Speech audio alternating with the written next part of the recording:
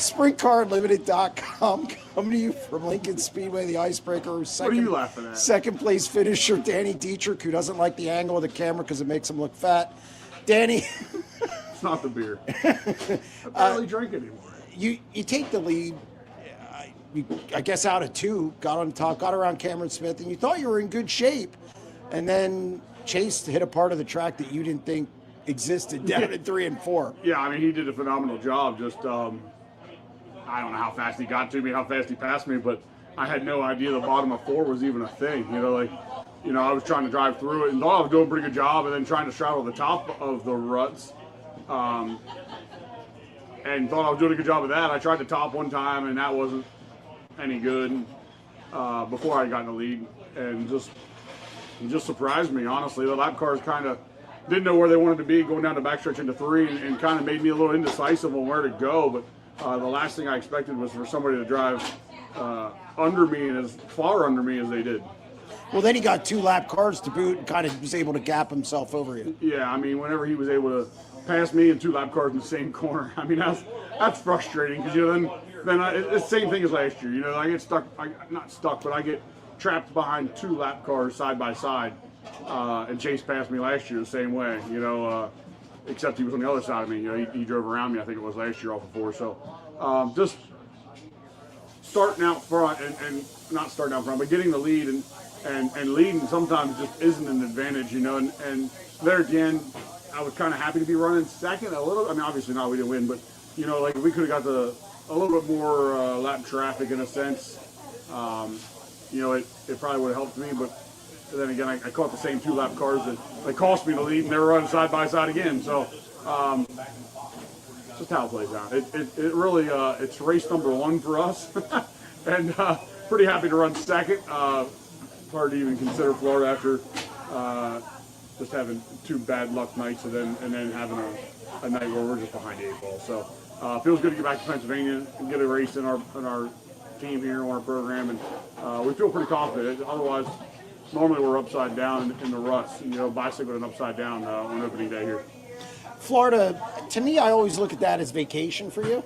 It is. If you do well down there, it's a bonus. Oh, yeah. What do you learn down there, and how frustrating was this year, and what happened? The last 2 years have been very frustrating. I mean, we've gone down there and just had speed before, but the last 2 years just been a struggle.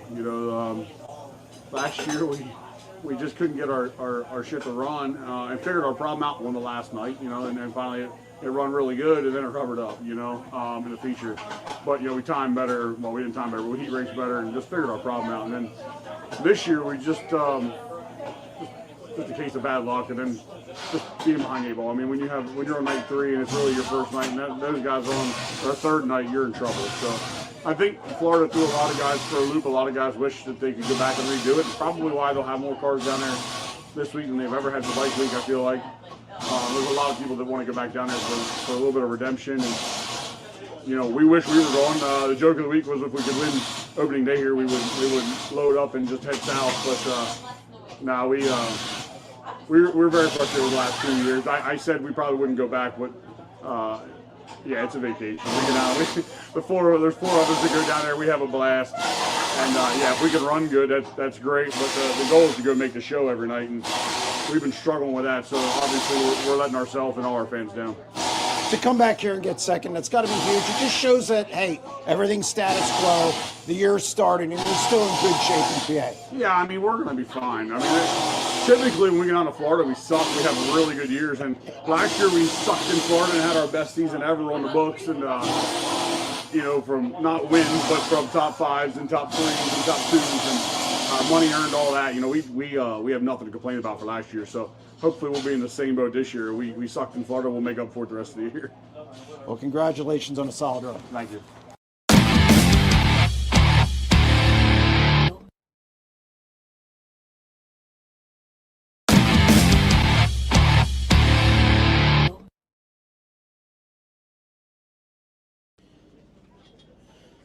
SprintCarUnlimited.com coming to you from the Icebreaker 30, kicking off the sprint car season in Central PA. We're here with winner Chase Dietz. Chase, calendar flip, but same result. You win your 2nd straight Icebreaker. A little bit different, through the middle and late stages of the race, but it's got to feel good to come out here and you make 2 races in Florida and come back here and win. Absolutely. Our goal in Florida was just kind of get back in the routine of things as a team and get some experience down there. We want to get some different places and, to be able to go down there, just kind of get some notes. So not much we could take from there, but to come here and do what we did, for the second year in a row is great. Track has some unique characteristics to it, which is what I love about the Icebreaker. It's typically much different than what you see on a normal, Saturday night here at Lincoln. So real choppy, both corners. And, I started out there in 1 and 2, just trying to run the middle of the top way too early in the race. Just real gritty yet. And once we had that caution, I think we were sitting like 7th or 8th. And once we had that caution, then it seemed to clean up after that and move around. So got some spots, and then traffic was the biggest key. Traffic, really set me up nice as far as just getting to the right spot and trying to find the right spot in the racetrack. And once I found the very, very bottom of 3 and 4, I really got going as far as being able to just kind of get around a few guys. And it was hard to do, blasting around the middle in 1 and 2, and then basically just coasting around 3 and 4, trying to not get balled up with as rough as it was. So unique track, unique race, and very thankful to be sitting here again to start off the year. Danny, you surprised Danny in 3 and 4. He didn't think anybody'd be able to go down there. What did you find that maybe other people didn't? Was it something you saw? Did you see a lap car get down there? What made you just go that low and really surprise him in a pair of lap cars?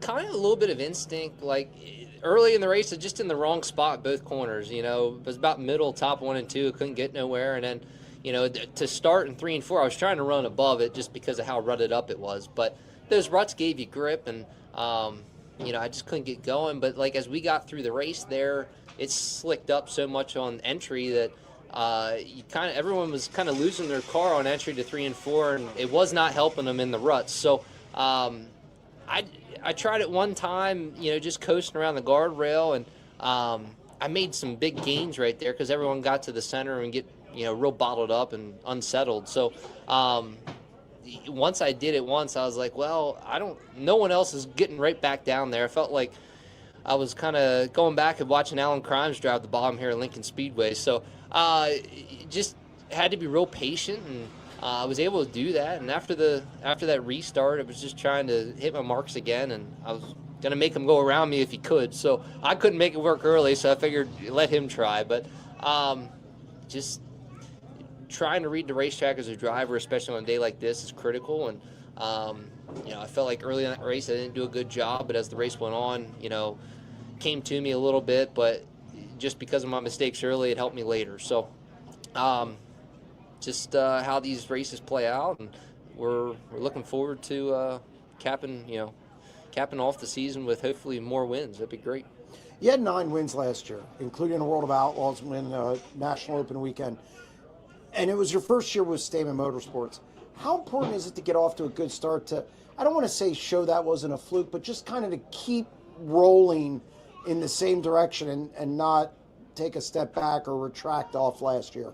It's critical as a team, more so just to keep building momentum and showing even what we did at the end of last year. We were still right there, for the wins, and knowing we were there all year long, it was almost expected for us. I felt like, we needed to be up front, and as a team, we can do that, and I fully expect to be able to do that every race. So it's real obviously great to start the year out like we have now, but it's a long season, and it can get really grueling. So we just keep doing what we're doing and getting better. That's where I felt like we were tonight. Today. We got better car wise. I felt driver wise. I was better in making some moves, and we keep doing that. It's going to get tougher and tougher, and we'll be winning more races. So that's the goal. What's the schedule like this year for you? Are you still going to travel a little bit, try and get that just a little road experience to find out? I know last year you did it just to see where you guys are a little short and need to improve. Is that something you're going to do this year so you guys can improve? And maybe turns a lot of the seconds you had last year into wins, obviously. Yeah, you know, we're gonna get back to Knoxville. We'll get back to Eldora. You know, we're gonna follow, you know, some of the series here in Pennsylvania and whatnot. But you know, if we get weather again like we did last year here in PA, we might decide to make some moves. It just depends on where we are as a team. But as of right now, you know, that's our plans mainly here in Knoxville, Eldora. But those plans can always change. So we're going to see how the year goes, and we'll make sure to update anyone if something changes. Well, thank you very much, and congratulations on the win. Thank you.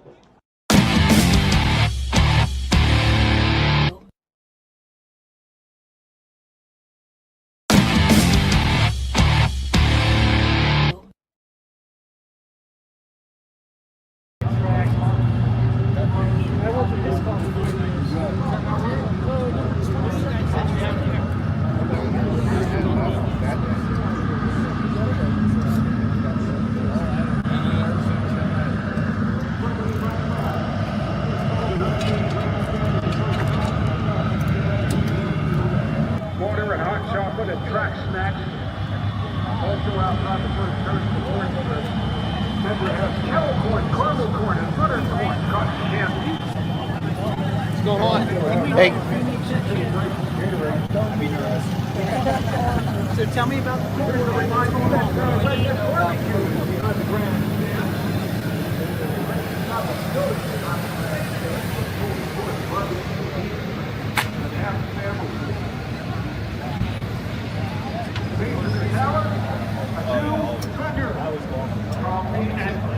From nearby Allentown with hot and iced coffee, lattes, and homemade baked goods.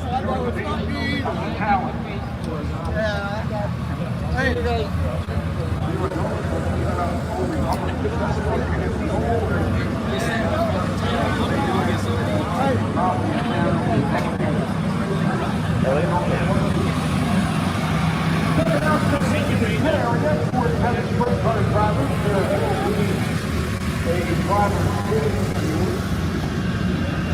We are awaiting hold on. I think it starts at 4 o'clock. The driver's meeting at 2 p.m. So that's about 20 minutes from now. Once again, all 410 sprint car drivers, mandatory meeting for you. It's going to be at the payoff shack in the outer pit area, beginning at 4 p.m. For you fans, we next call to go to eat all of the things around the track for you at 5 this afternoon. The Lincoln Speedway Dominators stand is located at the first turn at the main track, and just inside the main entrance.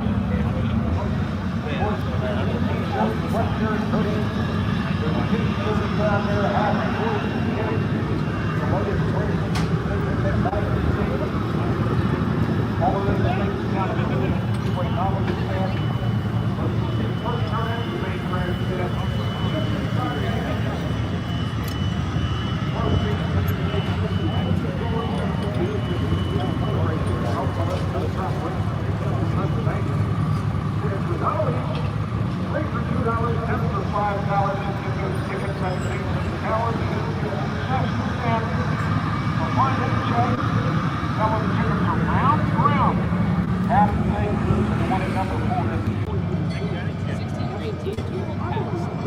But yeah, so we have the one better.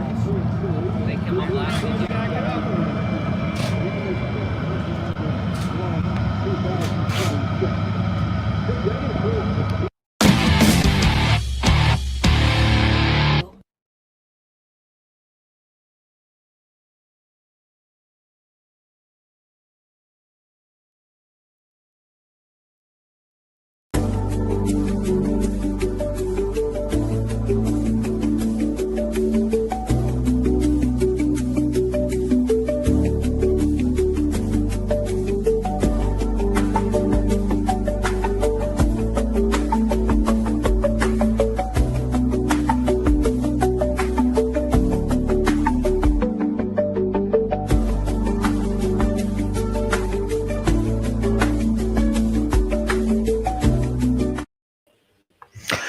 Welcome to another edition of the SprintCarUnlimited.com live show. Again, we're going to jump in with questions. I think it could be a pretty jam-packed night with actually having racing over the weekend. So I want to get right to it with phone calls and to the chat. Again, thank you to everyone who joins the show tonight. Get that done in advance. So let's go. Eric, start firing away. Big win for Sheldon and making you look smart for saying he would get a win down at Volusia. Yeah, better late than never on that. I had it occurring at the Dirt Car Nationals, and boy, just wasn't good. Came home for 3 weeks, obviously worked on some things, went back down, and was fast, both nights. I just think they missed it or something happened in the feature on Monday, and they just went back a bit. So talking to Ryan Hand, we shot the podcast today for the website, and he said he had consistent speed, meaning Sheldon had consistent speed both days and looked like one of the fastest cars each day. So I think they're back on track, and we'll see what they do this coming week. Any thoughts on Brad Sweet's debut with Paul Silva this weekend? Went about what I expected. I expected it to be the Brad Sweet, Justin Sanders show. I was fortunate to pick Brad Sweet to win on the podcast last week. But I think this is something we're going to see for weekly shows in California. I expect to see Brad Sweet running up front and Justin Sanders. I think everybody else is going to be chasing them. And that also might be the case when High Limit goes out there.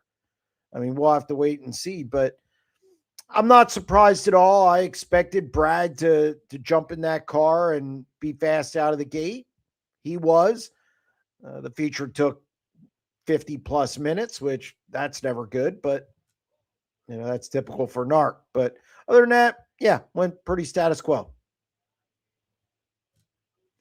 Bob on line one. Bob, how are you? Oh, I'm doing great. I was just kind of continue on the NARC thing here.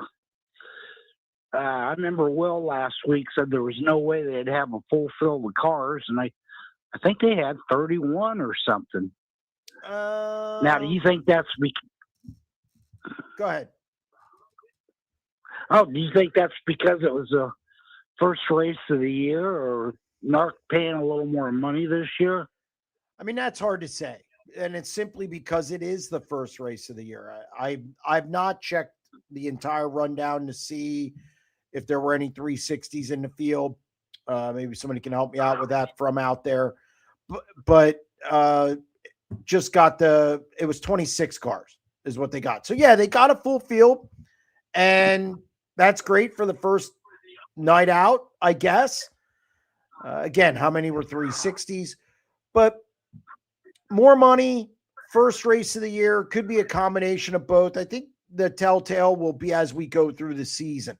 Do guys drop off? Do guys just not, show up when 360 racing gets going out there? So I don't know. I think it's really too early to tell. And also, do you think any better at Tanner Holmes after this weekend? No. I mean, he turned some good laps in time trials. And I mean, again, they were quick at the beginning of the night. Last night, dropped back, must have mechanical problems. Again, I need to see more of that. I'll see him in Vegas. I don't think more or less of him because of 2 nights at Volusia. Well, he made the features. That was an improvement over the first weekend down there. Well, you had less cars, too. You had 31 cars. Well, that's true. Yeah, so, I mean, again, I'm not going to I don't think Tanner Holmes' season's based on 2 nights at Volusia. I think you got to see him let him get into high limit racing. We'll see how he does at Vegas. And then moving over to Central Arizona and then coming back through Texas and the Midwest. And I think this is a marathon, not a sprint with Tanner Holmes. He's going to take some lumps, and we'll see if he can improve throughout the season.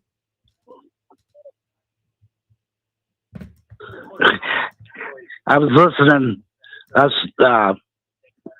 on the internet earlier, and our old buddy Chaz was on there, and he was raising hell that Anthony Macri won't join the world of outlaws. So, I mean, He just, I know. Look, Anthony Macri, and I'm sure this will come up at different times to the show, because in the chat, Anthony Macri's content doing what he's doing. And the other thing is, I just listened to Chaz's deal, and Chaz left out a lot of stuff. He tried to talk about other sports. He doesn't know enough about other sports. In other sports, you don't have people getting paid outside of the professional ranks unless you're going to college, and now you have NIL. So that changes it. And you have guys staying in college and not, jumping to the NFL, so to speak. In a lot of sports, you have to go to the professional ranks to get paid. Anthony Macri doesn't have to do that. He can duck in anytime he wants. He's one of the top 5 earnings guys the last 3 years. He doesn't have to go professional or quote unquote professional to make money. So it's really a flawed argument that Chaz had. Well, Chaz is never big on facts. Well, I mean, I just thought it was a flawed argument. I mean, he's trying to compare stuff that you can't really compare. And I don't know. His face got all red, and I don't understand all the yelling, but that's neither here nor there. And real quick, I know you don't care about NASCAR, but what do you think about 3 in a row by Reddy?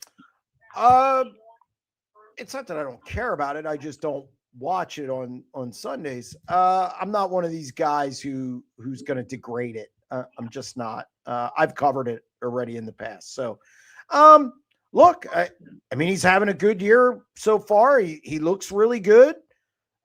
I mean, everybody's talked about how much talent he's had or how much talent he has when, we heard about it when he was on dirt. So, situations occur, race falls your way. Those are survival events, and he's surviving and putting himself in position to win. And, he's doing a good job. I assume with the wins don't count, that doesn't increase or something with wins don't guarantee you a spot in the chase anymore.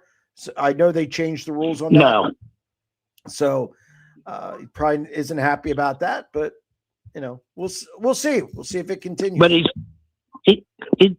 probably racked up enough points. He's pretty safe anyways. Yeah, I'd say. But well, Bob, I got to get back to the chat. Yeah, I won't keep you. Thanks for taking the call. Thanks, Bob. I appreciate it. I'm back. Yep, thanks. All right, let's get back to it. Will Macri stay on the Woo Tour or return home for Twin Lincoln weekend? He's going to come back home. I mean, he's coming back home.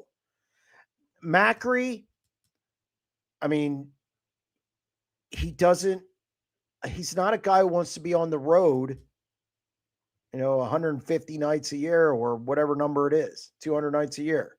It's not what he wants. Now, would he like to try it someday? Yeah, he's indicated that he'd like to try it for a year someday. Here's the other thing. They don't have enough crew help right now. I think they're short a guy.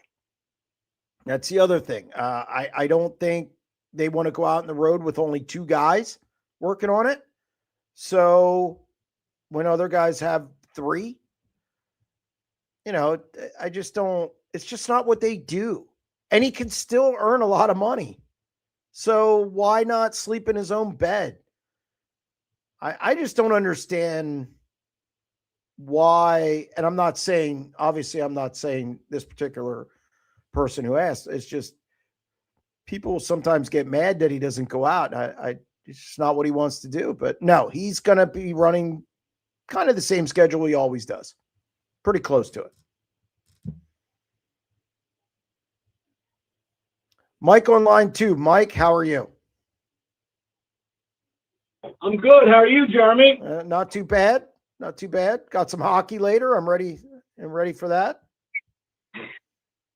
Yeah, that's not one I watch, but I do like it, but I haven't watched it much. Hey, I'm going to Ohio. It looks for just a road trip. I guess I'm going for Speed Week. Okay. I've been doing my research. I guess mandatory the ones to hit would be Sharon and Elduro, I guess. Yep. Attica. I'd go to Fremont. Is Fremont the one that's owned by the kid who was at Lincoln Saturday, his dad? It's owned by Rich Farmer.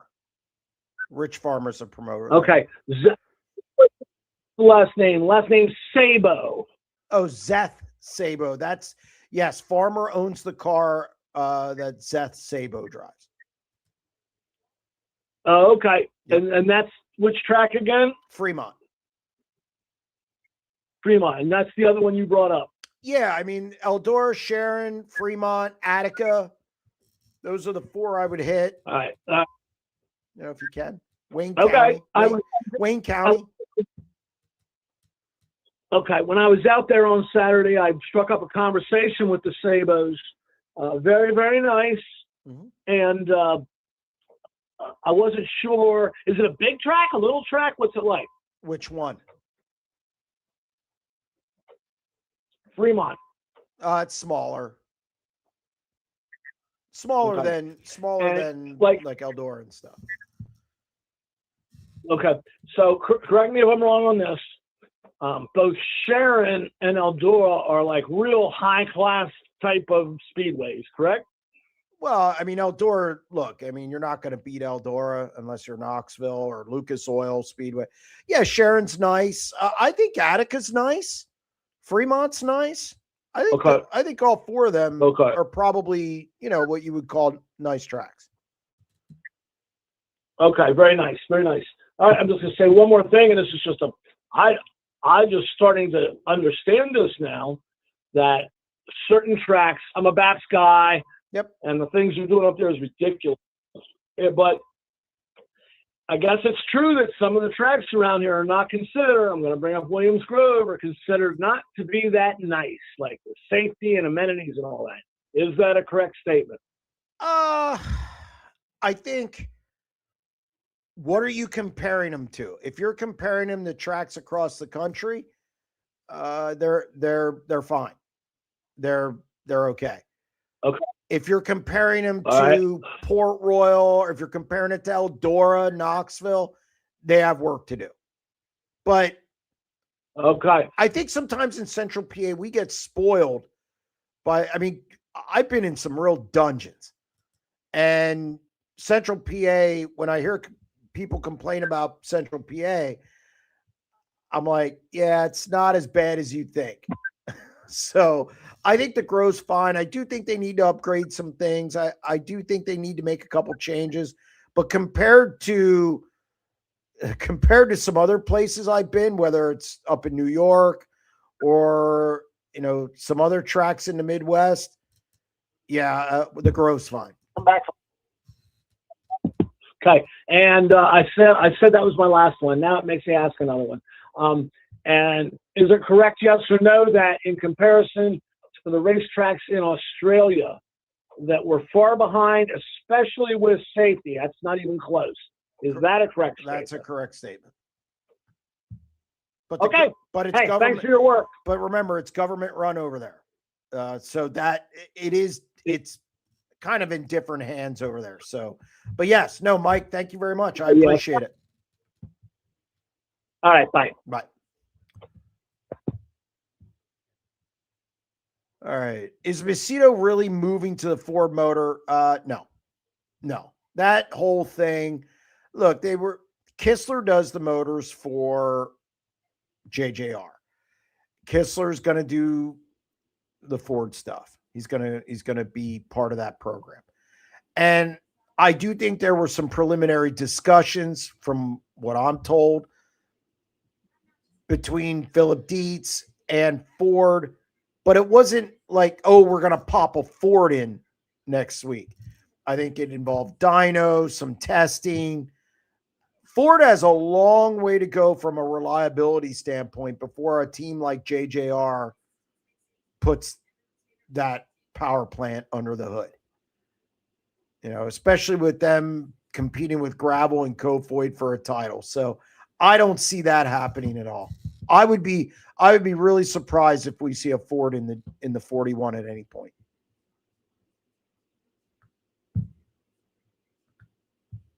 Will on line 3. How you doing, Will? Oh, pretty good. Good. Yeah, Bob was right. Yeah, they had more than 19 cars, 26. 2 of them broke because they were all going to run the feature because they didn't have enough to run the B main. Right. Yeah, and Dom Selzy, I heard, is not driving now because he has he had knee surgery recently. Yes, correct.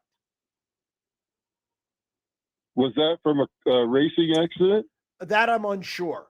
I have not talked to Dom about it. I do know, like I said, he's recovering from, surgery. How long he's going to be out, I don't know. I have no idea. So, but he's out for now, and somebody else will be driving it. Yeah, I was kind of disappointed. Had a good crowd there, Merced, but they only had 2 cars from Oregon, nobody from Washington, and they kind of hyped it as rebuilding the West Coast 410 sprint car racing. And I was hoping Schlottfeld would be there, but no, he was a no-show too. Yeah, I think it's a lot for those guys to come down for one race. Isn't it like 6 hours, something like that? Or 4, whatever it is, driving. I didn't expect a bunch of guys at Merced. I just didn't. The fact that they got 26, I think it's a nice start. We'll see how it goes. I guess I expected some more bells and whistles a little bit. I don't know. Look, I didn't see any shenanigans. That's good. That's a positive. But, I expected. Well, that's to be debated. Well, what happened that was narcish? Well, I had made a comment on social media, and a lot of people hit me back saying that because I was agreeing with what you said, and apparently after the red flag that Bud Kading was a major part of, he got his spot back or something. Well, and I'm asking because I didn't see all of it. Did he go in front of lap cars? I wasn't really paying attention to that end of the field at that point, To see, that's what I mean. If he's not a lap down, he goes in front of lap cars. Correct. That is true. I think that, as far, the racetrack was really fast. Mm-hmm. Tim Kading said it himself, everybody's full throttle. And the biggest downfall were 2 things. They only had 1 tow truck, which was really disappointing. And the very inexperienced safety crew. They were trying to push off a late model with a busted drive shaft that was digging into the ground. Well, look, you can't, these series do not have traveling push truck drivers. As far as safety, yeah, that's something that Brad's going to have to work out. And really every track's got to step up, their safety game, so to speak. I know, High Limit and the World of Outlaws now have guys who travel to take care of that, but NARC in these regional series aren't on that level yet. They need to get there. I just thought I'd see just a little more, I don't know. I didn't expect to see High Limit type stuff, but I expected to see something more than, picking pills out of a cardboard box or just, but, give them time. It was the first race. They had a decent car count. Yeah, we'll see how it develops as they go through this thing. Yeah. Lastly, I was just curious if they have a spin rule or a caution rule. That Landon Brooks was involved at least 3 accidents, 2 busted front ends. Whatever he finished, he sure paid money to get there. Yeah, I mean, look, it was the feature took, I guess, 50+ minutes. It's typical California. I wish I wish I don't know how you clean that up. I just don't. I mean, the guy's got to drive better. I mean, stop running into each other. Well, Whatever. Well, the one tow truck situation was a big deal. It took, no, and if you had 2 or 3 tow trucks, it would have went a lot faster. I totally agree with that. Yeah, I mean, you got to have multiple tow trucks, especially out in California.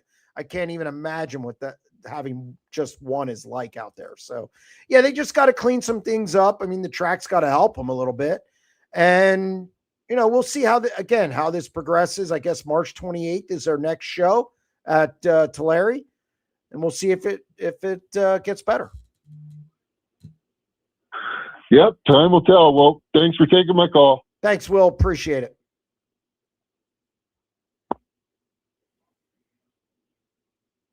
Nate on line 4. Nate, how are you? Good, Jeremy. Always enjoy your show every week. Appreciate that. And to piggyback off your last caller, it is a little frustrating watching. The NARC series. I mean, it's better than the 360s in California overall, I would say in some cases. But all these yellows that continue, these delays are so long. I'm sorry. I mean, I'm a big sprint car racing fan, but the other night I almost wanted to turn the race off 3 times because I just was losing interest. I kept flashing back, and they're still working on the track, and they're still trying to hook up.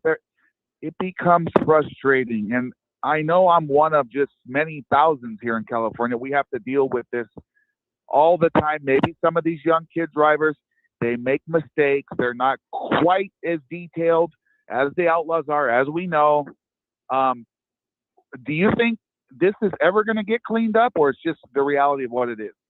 Look, I think the tracks out there are what they are.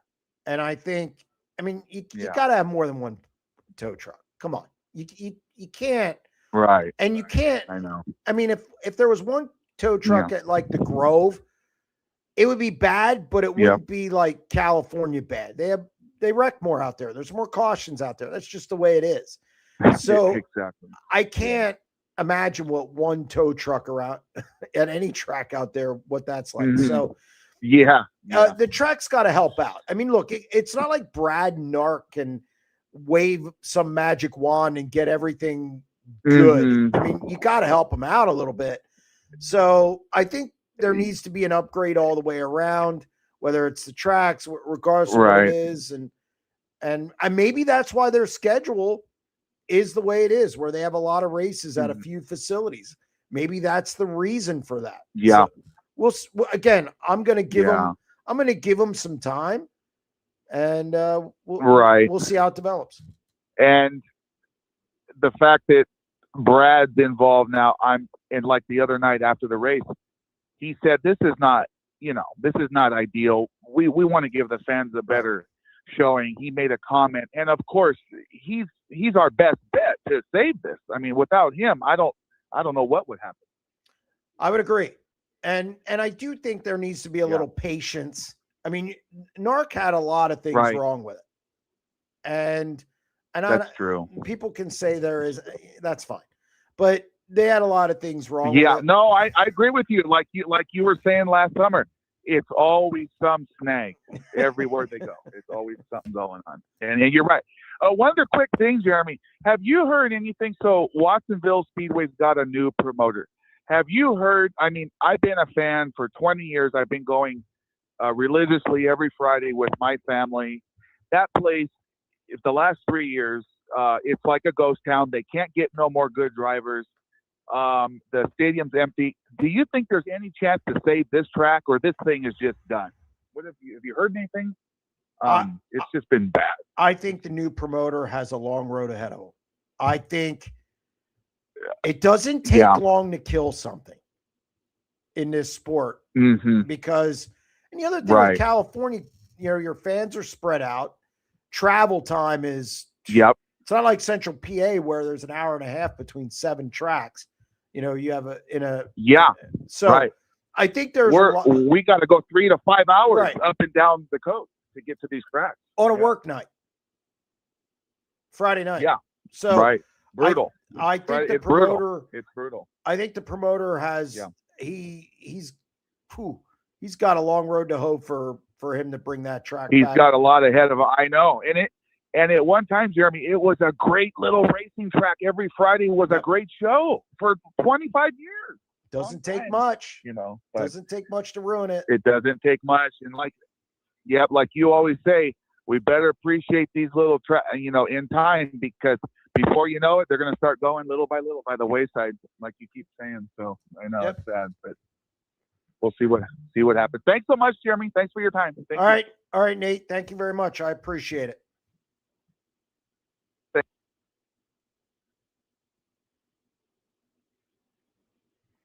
All right. Any thoughts on the debut of PA Posse TV? They struggled, obviously. The ownership group at Lincoln, PAPosse.tv is owned by the 3 owners at Lincoln. It's Jerry Parrish, Scott Gobrecht, and Mike Hefner. I'm sure they're working on it. And, like I said, I've always said that pay-per-view is a moving target, and streaming in general.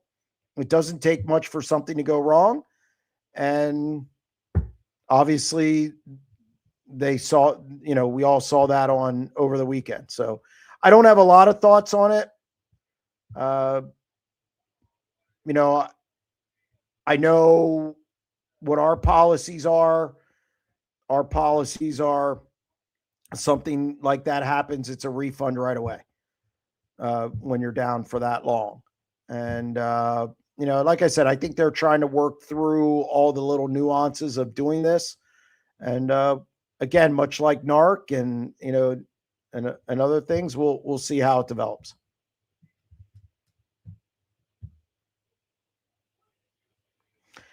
Interesting to see M&M moving sponsorship to Macri's car. Was this a mutual breakup with Marks, or more than meets the eye? Just happy to see a sponsor from outside PA remain in Central PA. I don't think it was a one of those mutual, we see this with driver and teams mutually part ways. I don't think it was so much that. I think there's more there than meets the eye, and that's between Brent and M&M. Not surprised at all that M&M ended up on Macri's car. I mean, if you're going to go to a car, you're going to go to one of the best, let's face it. Anthony Macri's finishing in the top 5 every year in rankings or close to it. So it doesn't surprise me that he went to that car. So, and first weekend wins the World of Outlaws event. Not saying that M&M did anything. I'm just saying he got a return on or what he was looking for. So not surprised. And I don't think we'll ever know necessarily what happened with the partnership between Brent and M&M, but it looks like both of them moved on, and that's it.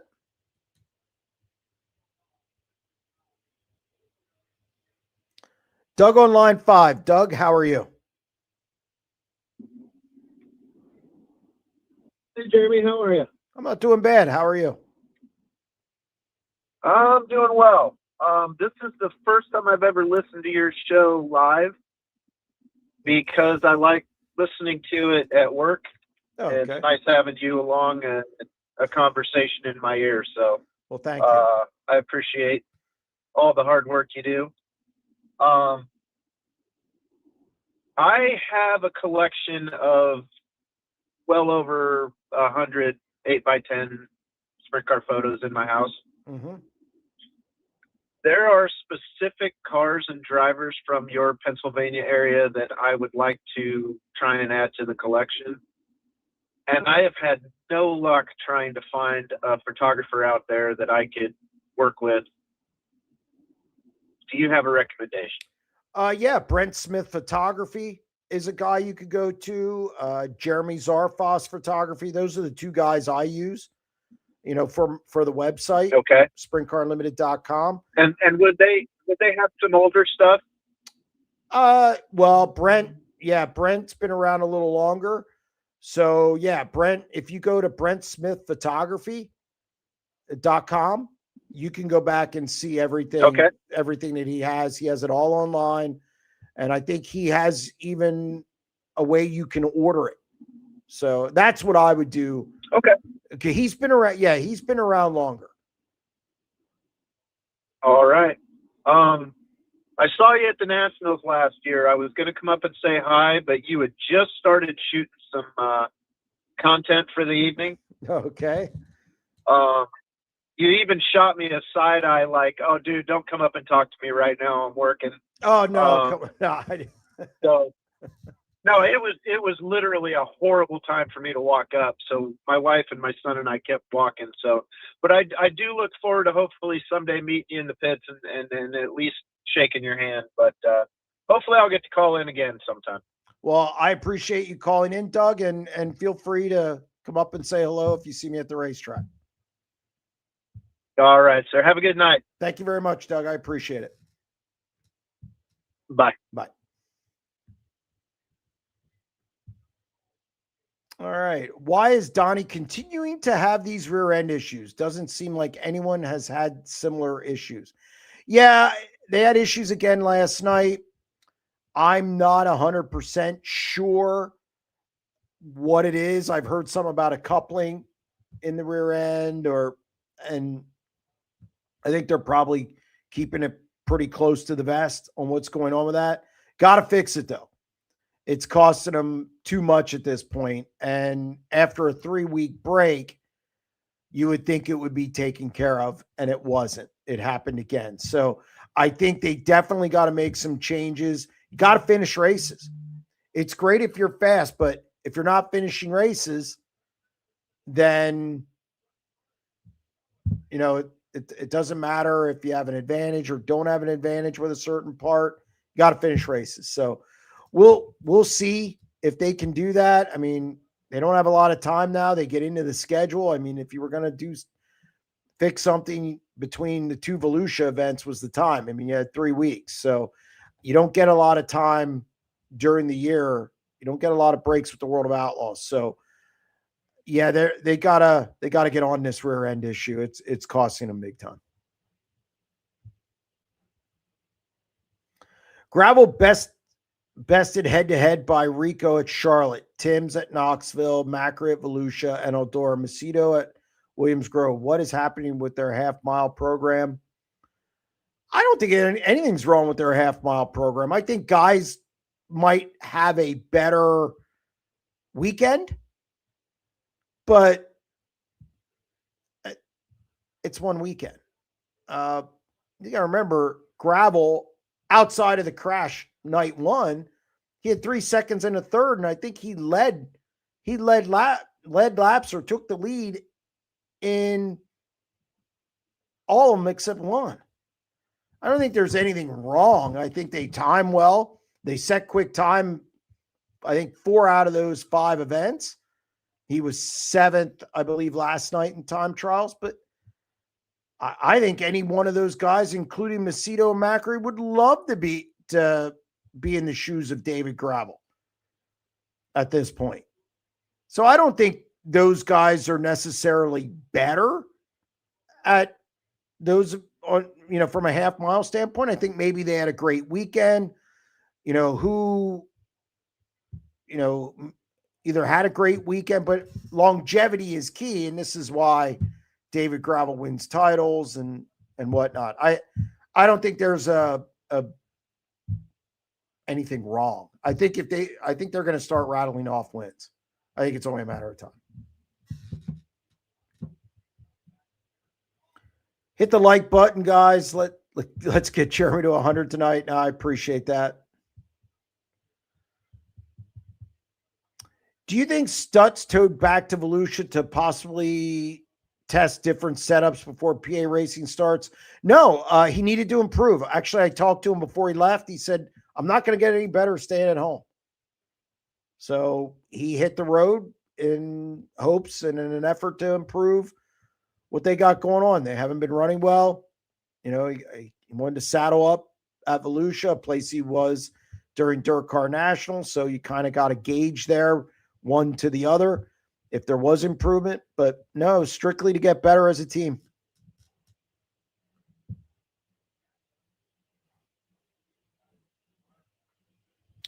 Lincoln track was good with how rough it was. California drivers would love that track condition. Yes, they would. Still is a good day, despite the fact it was so many people there that I lost cell coverage. No, it was good. I think Fred Putney deserves a lot of credit for pulling off the Lincoln deal last week. I don't think track guys get obviously enough credit. They certainly catch the brunt of criticism a lot quicker than they get praise. He deserves all the praise in the world after getting that one together, because it didn't look good during the week. And even as late as Saturday morning, it looked dicey to me, and it looked dicey to a lot of other people on whether they could race or pull it off.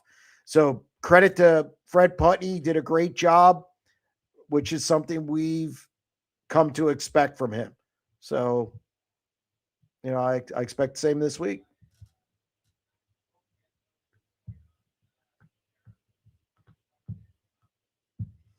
How many teams are running PA Posse Sprint Series?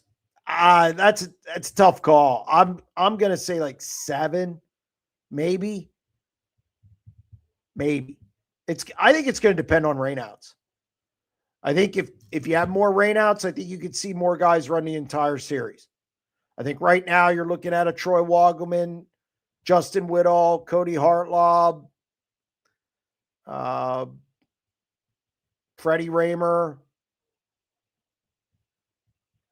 I think I said Matt Campbell already.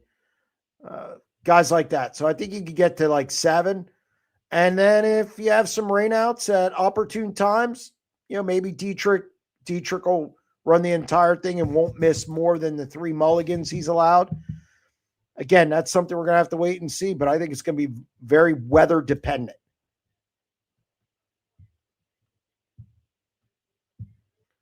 Heartbreaker for Donny, as he was going to easily win his heat, be in the dash, and I think he would have had his best shot to win in a while. Thoughts? Yeah, you can't continue to have rear end trouble and you're leading heats. You're costing yourself. I mean, look, everything in these formats, can guys win outside the top 8 or top 6? You know, where the dash, they had 3 heats, so it'd be top 6. Can you win from outside a dash spot? Sure, you can. But it's a lot harder. You know, plus, he ended up 18th last night. So if he's in the dash, whether he wins or doesn't win, you're finishing higher, 9 chances out of 10. You know, he can, even if the car's crap, he can fake it enough to finish in the top 10. You gotta finish.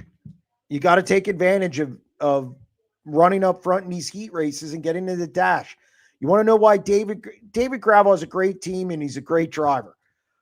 But his ability to put himself in the dash every night is huge to him winning a title.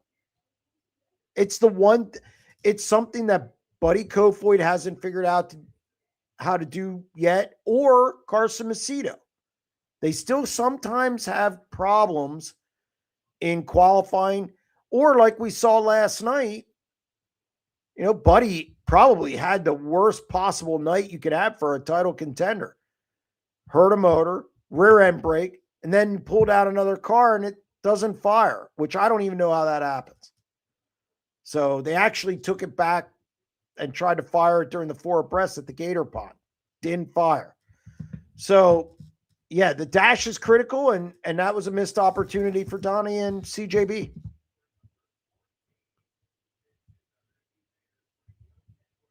With 4 performance off the 26 car, does this mean that it's the end of the development program? No, I don't think it is. I mean, I think Kistler is going to help him out with it. Do you maybe get it on some regional guys or maybe a local team? I don't know, but it doesn't look good. It's not looking good. There's reliability issues and they got to fix them. If they want to have any kind of place in this sport, they got to fix the reliability issues. Blowing too many motors. Jeremy, who owns the PA Posse Sprint Car Series? Do they also own the streaming site? It would cost over $1,000 to watch all PA Posse Series races. Why did the stream not work? Is this Dumb and Dumber? Whoa. Look, the PAPosse.tv has their platform. They developed the whole thing. I believe they go through, if I'm not mistaken, I could be Vimeo. Not 100% sure on that, but I'm pretty positive. I'm getting a thumbs up from Eric. So that must mean I'm right. And it's owned by the ownership group at Lincoln, which is Jerry Parrish, Scott Gobrecht, and Mike Hefner. That's who owns it. Look, the pay-per-view versus streaming. I'll shift to that. Streaming is great for the fans, but it's not always great for the racetrack. Whereas a pay-per-view model, you'll have less people watching because it pays more, but you're going to, in certain cases, make more money. So now you can say, well, that'll hurt exposure. My rent's due tomorrow. I can't pay an exposure dollars. They won't take them. I've tried it multiple times. They won't take exposure dollars. So it really is a what are you trying to do as a racetrack? I understand why people go with the pay-per-view model. You make more money in cases. Now, there's some tracks that get paid really well from streaming. Other places, I find that they should be paid more. So, and I know SprintCarUnlimited.tv has paid tracks more.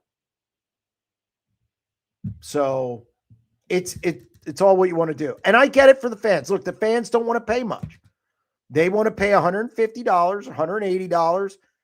But think about it this way, Sugar Bear. If you have Flow for $180 and you watch 100 races,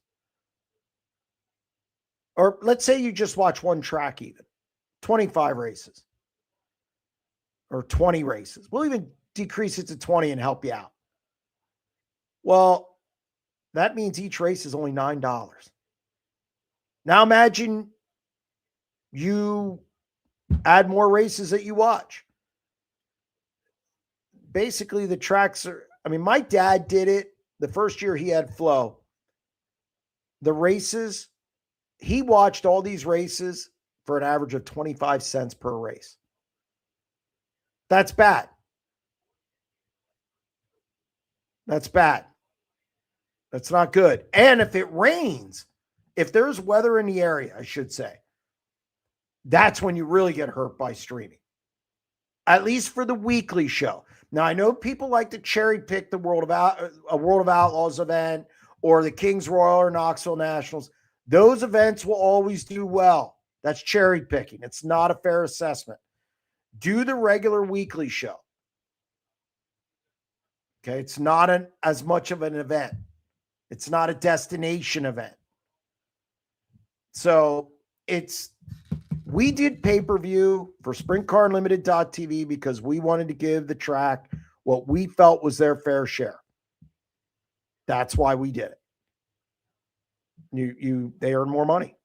And I saw you just put a comment up. I just saw it. Exposures, if Eric can put that up. Exposures if you want to grow a fan base and get people to come see the PA Posse series. Pay-per-view is to soak the locals who won't drive down to the track, not for out-of-state fans. But here's the problem, Sugar Bear. Let's say you go to the Tuscarora 50 twice. Okay, well, let's put it this way. Let's say you're 2 hours away from Port Royal. And let's say you never went to Port Royal. You saw it on Flow and you said, hey, I want to go there. That's going to draw me there. Okay, that's great. You were there twice. What they lose on a weekly basis to Facebook watch parties, which I've seen them. I can tell you the pages where you can, where people, when I say Facebook watch party, what they do is they'll say, hey, I'm staying home and I'm going to have 20 people over to my house to watch. Okay. That's not good for the racetrack when they're within a certain mile radius. So again, the exposure thing's thin to me. It just is, because you can't pay any, it doesn't equate to real money, like a lot of money or a significant amount. Because if you're from outside the area anyway, you're only going to come in once, twice, maybe. And that's a year. So it doesn't make up for what you lose even on a weekly Saturday night show, when it's 50% chance of rain and everybody stays home. Think about that. Then you're losing probably 200-300 people in one night. One night. So again, I think I'm not saying streaming's horrible. Streaming is great for the national series. It's fantastic for the national series. I think it's really good in certain cases for your big events. I think where you struggle with streaming because of the price, it hurts the weekly show. So, but good question. Good question, Sugar Bear. Are you able to give an update on the 2020, on what 2026 will look like for SCU, or is that still hush hush for the time being? I assume you mean the pay-per-view. Right now, it's still up in the air. We're working to try and keep our 4 Speed Week events. So we're hoping to do that, but right now it's still up in the air.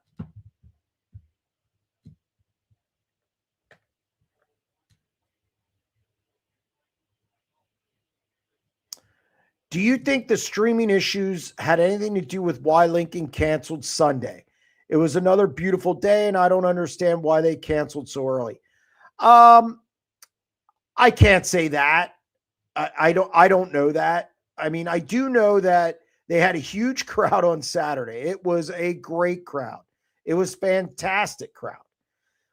And I think it was maybe a little warmer than they thought it would be Sunday. The forecast was for like 43, which you're really getting close to not running. So I think that had a lot to do with it. And they canceled on Saturday night. It's not like they canceled on Sunday morning. So I think that was a big reason for it. And look, I mean, they had to work on the track. It got cold overnight on Saturday. They had, I mean, obviously to get that track even ready to do Saturday was a monumental feat. And to try and duplicate that for Sunday with colder temperatures, I think that was a problem as well. So I don't know if it had anything to do with pay-per-view or not. I do know the weather wasn't quite, obviously it wasn't 65. And they killed it Saturday. Brink's truck is still hauling money out of there. Homework for the near future. Set up a 24-car purse payout that looks pretty fair for all teams. I'm not liking the trend of big first place money and then 18th to 24th gets about the same pay. I've heard that a lot lately from fans. Then you have a purse like the Steve Smith senior tribute race at Speed Week, and that thing is fantastic. Brian Lepo's done a great job. It really covers everything. It's $40,019 up top. It's $19.19 to start, and they're paying 20 spots in the B main. They're giving all kinds of contingencies. I understand what you're saying, though, and there are times I would like to see, say, a $50,000 race pay $35,000, take the other $15,000 and roll it down through. Lance DeWeese and I have talked about this many times. And like he said one time in an interview with me, he'd rather see the Tuscarora 50 pay 30 and take the other 20 and roll it down through. And really, it hurt him because at the time he was into 69K and he was a guy who's going to be the favorite for that. So I do think there is definitely some merit to what you're saying. I just don't know what the threshold is. I don't know what guys are looking for to start. I think your most important spots are first, second, fifth, 10th, and to start is what guys look at, which a lot of guys look at. So, but you're not far off. There are people talking about that now. That and it costs to get in.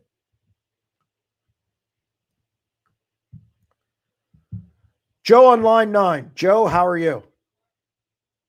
Good, man. How you doing? I'm doing okay. Hey, listen, I kind of want to circle back to this Macri thing and, Go ahead. get your thoughts on, why you think he doesn't want to go out and race nationally. Oh, I think he likes sleeping in his own bed. I don't think he likes going on the road for, 150 nights a year. I don't think he wants to sit in a hotel all week. I think he knows that he can go catch all the big events, go down to Florida and do well now, and still earn somewhere in the top 10 in money earned for the year in the sport. And he doesn't have to grind it out and, bum around the country and really at a bigger cost. I mean, that's an awful way to put it, though, bumming around the country on a national number one, racing tour. I mean, I don't know. I just heard Chaz go on a rant. Well, Chaz, the problem with Chaz's rant is it's not founded on any facts. And the fact is he's wrong about half of what he said. I agree. But he also said, where's an example of, a top athlete not wanting to go out and compete, on a high level with the best, tour out there. And I kind of tend to agree with him on that. Look at college football now. Guys are staying in college longer because they can make more money as an over NIL over being a rookie in the NFL, even though in the long term, they're going to start their career quicker. They're going to get in a system quicker. And their next contract, their second contract in the NFL, they're going to get paid more than their NIL money. But they're choosing to stay in college. Well, I mean, the quarterback for Miami who was there for like 10 years, I don't know that he's going to go into the NFL. You know what I mean? I think it kind of hurt him in that scenario, but. Well, he maybe not, but there's guys staying. Look at the quarterback from Oregon. There's a perfect example of it. I mean, I sometimes think that people think Macri owes it to somebody. He doesn't owe anything to anybody. I mean, I agree. And the other thing is, when I say bumming around, essentially you're a nomad. You're living out of a hotel room. Different hotel rooms. I mean, do you think the family would support it? I mean, what's their thoughts on it, Well, I mean, I got to believe his dad's got some kind of opinion on it, right? Yeah, and that's why they're doing what they're doing. Oh, really? Well, I think I think it's a community, meaning I think their team makes these decisions, and I think they're all pretty much on board, but I think Macri wants a life outside of racing too. I think I think being at home, and I mean, let's put it this way. If I could earn, and by the way, let's not kid ourselves. He can go out and run against the World of Outlaws anytime he wants. He can run against High Limit anytime he wants. Yeah, I mean, it's kind of a shame. Like, I'm a PA guy. It would be nice to have some, like, real legit PA representation. You know what I mean? It's like all these California kids, you know, they seem to, you know, you got Sweet, multiple championships. You got Rico running the show right now. You got Kofoid on the come up. You know what I mean? Obviously, Larson's pretty much the best of the best. And everybody talks about PA, and you know, these guys don't leave the porch. You know what I mean? It's just kind of a shame, I think. Well, I mean, Logan Schuchart did. Jacob Allen did. Yeah, Schuchart's out there. You know, and the other thing is Marks is out there. I get it. But here's the other thing. California develops their talent quicker and much younger because look at their tracks. Okay. You race, first off, they have the outlaw carts out there, and it's big, like it's huge out there. Then they have these goat paths they run on, these tracks that have character that our guys would be complaining within 2 laps of running, which is absolutely. So they're spoiled here, huh? They're spoiled. Yeah. Yeah, they are. I mean, look at I mean, there's a lot of racing in PA. There's probably 15 micro tracks around, you know, like I know the weather kind of sucks. They don't get to race, you know, till late in the season, but I also think I just don't understand why. Right. So, okay. I mean, but Macri not running, it's just, again. I know it's not going to happen. It's just kind of, you know. I think it could happen at some point for a year. You think? Yeah, at some point I think he could do it. But I mean, you think he's kind of, I don't know how old he is. What's he, about 32 right now? Is he in his late 20s? No. He's early 20s. He's not that old. He's like mid 20s, like 25 or something like that. Okay, so mid 20s would be, you know, would you say he's at his peak right now? I don't know. That's tough to answer because, I mean, there's guys you would say, I mean, I did a story a long time ago about guys and when they hit their peak, and it's different for everybody. I mean, Macri's done a lot of racing. Right. And I mean, he's coming off of a King's Royal. He just swept, you know, he just won Volusia. Yep. You know, like, seems to me like this would be the time. Well, he doesn't have enough crew guys to do it either. I mean, normally you want 3 crew guys to go on the road with these teams. That's kind of the number. And he doesn't. I don't know. I think that's kind of an excuse. I mean, he scooped up Brad Sweet's, you know, crew guy. I'm sure if the word got out that he was looking for crew help, they've been looking. They can make that happen very quickly. They've been looking. They've been looking throughout the whole offseason. And they got a guy, and then he left. The guy was on Brad Sweet's really? crew. Yeah, he left. They got a guy. He was from the Cluss Marshall.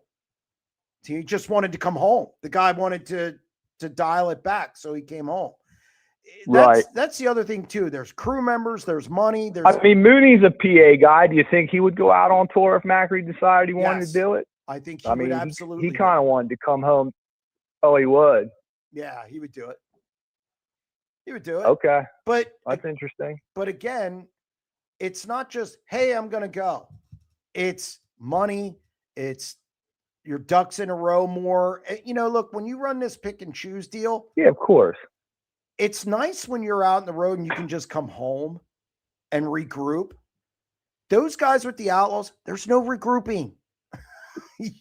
Right. So everybody wants to paint it as glamorous, and it's really not that glamorous. It's just not.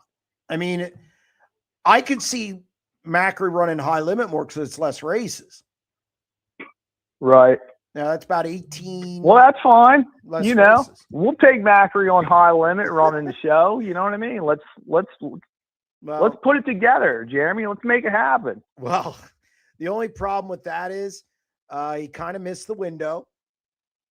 Well, yeah, of course this year's not happening, but I mean, you know. Yeah, I mean, look, it's easy to just yell and scream and say, Macri should go. And it just, again,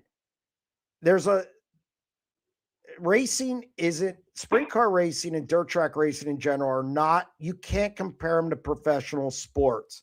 In professional sports, those professional leagues are the only place you can make a lot of money, except now in college with NIL. And guys are choosing to stay longer because they can earn more money. Bottom line, Anthony Macri's doing just fine, earning top 5 money. We're sleeping in his own I don't bed. think he's really motivated by money, though. You know what I mean? Like, I think you'd be surprised considering the situation with that team and how things. Oh, really? Yeah. See, I don't know the inner workings of the team. You would know better, but it just there's a lot that goes into traveling, and people think it's just so. But yeah, he's this year. I don't know. There's a lot of other guys doing it, and he's better than a lot of them. So I don't know. These all just sound like excuses. You know what I mean? Or maybe he's just doing what he wants to do. Well, that could be. It's not an excuse if you're just doing what you want to do. Okay. So, yeah, I mean, he didn't rule it out. All right. Well, listen, man, I appreciate you taking the call. What's that? He didn't rule it out someday going out for a year and trying it out. He didn't rule it out. He said that.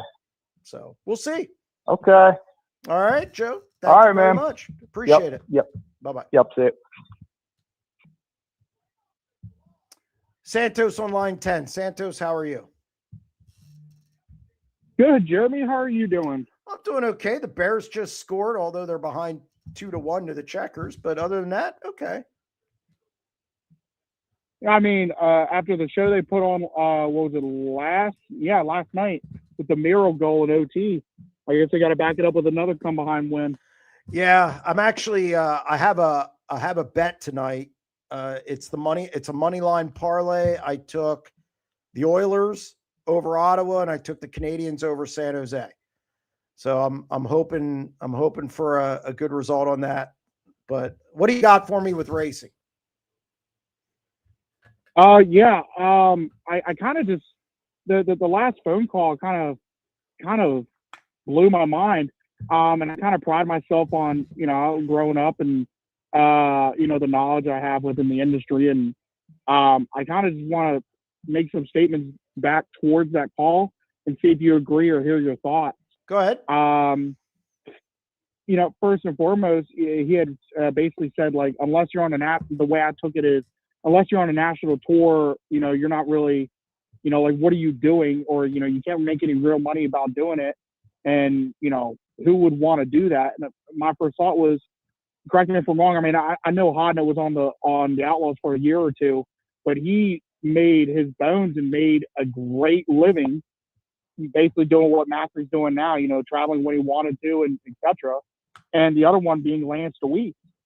Both have had Hall of Fame type careers. Hodna being in the Hall, I don't know if Lance is in there. I think he is. But yes. Regardless, both have had absolutely amazing careers, made a ton of money while being able to stay home and pick and choose and do what they want to do. And secondly, as far as it goes for PA representation on a national tour, I mean, yeah, Brent Marks, you got the 1A, you got the 1F, just to name a few. Like Cy Lynch. PA has great, Cy Lynch, absolutely. That one actually slipped my mind. But, we have a ton of PA representation out there. And furthermore, like, not to sound selfish, but why wouldn't we as PA fans be grateful that he wants to stay home and defend home turf when the national tour comes to Williams Grove, Port Royal, Baps, etc.? Like, it blows my mind, like, why people view it as such a bad thing that, he wants to have a life outside of racing. I believe, if memory serves me correct, he's in a relationship. So I'm sure that's an added incentive to want to stay home more. Yes. But to still, like you said, make top 5 money and, make really good money and doing what he's doing. And I know Nick Macri don't want to travel. And like you said earlier, they don't have the crew to do so as well at the current moment. So I was just curious to hear, like, your thoughts and basically see if, like, my train of thought was, like, if you would agree with it. Yeah, no, I agree with a lot of that. I mean, I think the purses in central Pennsylvania have ballooned to the point where you can make a living here. Now, the case is with any pick and choose, you got to win. I mean, if you run a pick, absolutely, yeah, if you run a pick and choose schedule, say on the road, or you travel out as much as Macri does, look, you got to win you got to win races, and because you're not getting tow money, you're not getting point money. But central Pennsylvania, like, look, this past weekend it was 6,000 to win. Okay, now you have a series, a PA Posse sprint car series that the minimum 6,000 to win. And we have so many. Look at Speed Week now. I mean, the minimum is 10 grand to win. Oh, absolutely. I mean, between that $40,000 to win show at Lincoln, yeah. Isn't it the Tommy H at the Grove? Yep, for 15 or 20 grand. Yep. And that's what I mean. They're littered. I know they have the Hodneck Classic at Port. Like, that's 15. Yeah, there's big shows littering this area, unlike any other area in the country. And I think sometimes that gets forgotten. I mean, look, it sounds very noble to want to run against David Gravel, Buddy Kofoid, and Carson Macedo every night. That's not easy. Okay. Meanwhile, and no disrespect to any of our local guys, but at the end of the day, it is about money, because that's what. Oh, absolutely. That's how you afford this stuff. So, do you want to beat your head against the wall against those three every night? You're not always going to come out on top. Anthony Macri's not going to win 16 World of Outlaws races in a season, I don't think. No disrespect to Anthony. I think Anthony has come along. When he first started, nobody thought he'd be this. He's an elite guy, and he's one of the best in the sport. But when you run against those guys every week, you're not getting 16, 17 wins all the time. So, again, I think Anthony Macri, and the other thing is he's doing what he wants to do. So I agree with a lot of what you said. And again, we'll see if he someday tries it out. I mean, he may, depending on life changes. But right now, I don't blame him for what he's doing. He wins races. He earns money. Everything's good. Yeah, no, I mean, I don't blame him one bit either to go out and pick and choose and win as much as he does, both around home and then also on the road, make the money he does. He gets to come home when he wants, leave when he wants. And, not to sound selfish, but as a PA fan, I'm grateful to have him in PA for, 60, 70% of the season, or, whatever the percentage comes out to. Very grateful to have him here. So, one last thing, the whole M&M deal, was that was that a last minute deal, do you know, or was that has that kind of been in the works since the whole Murray Mark split, or is that kind of hush hush? No, I mean, it's recent. It's pretty recent. Yeah, because it wasn't on. That's kind of what I figured. Yeah, it wasn't on the card during Dirt Car Nationals, and I don't even know if they were talking at them. It's more recent that this hasn't been planned for months and months. No. Well, right on. Well, I appreciate you taking my call, Jeremy. I look forward to seeing you at the next race, probably Lincoln this week. I'm assuming you're going. I will be with there. 70-degree weather, hopefully. And I'll see you down in the pits. Have a great rest of your week. All right, Santos. Thank you very much. Appreciate it. Yep. All right. I think we're getting behind in the chat. So the road race at a shithole, run to car wash, eat a 7-Eleven roller dog. The roller dog. Get in a hotel by 4 a.m., up by 9 a.m., work in a hotel parking lot, drive to next shithole. What a life. Yeah, I just think guys don't want to do that. And Macri's one of them. I think he would, I don't know if I'd probably get bored doing that. I mean, look, I'm not saying it's bad for the other guys. It's what they choose to do, but I'm not going to criticize Macri for not doing it. Hit the like button. Yeah, thank you very much. I appreciate that.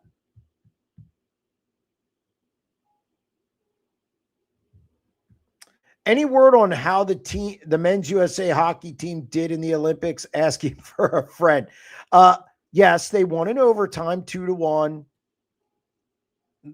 They beat Canada in overtime. How's that? There you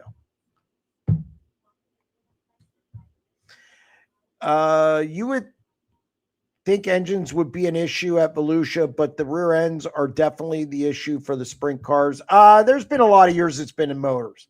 Buddy heard a motor last night too. I've been to Volusia years where I think I've seen 7 engines go in a night. So I think it's just cyclical. I think sometimes it's one thing, sometimes an engine. It's always hard on engines at Volusia.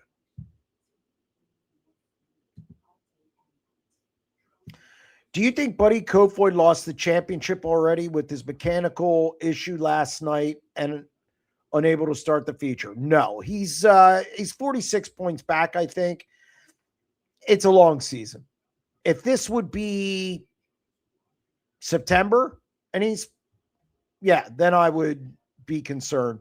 No, I don't think he lost it last night. David had a couple, bad nights last year with mechanical issues. So it can happen. 46, he can definitely make that up. So I don't think he lost it last night. NARC should be embarrassed. They used a cardboard box for the pill draw.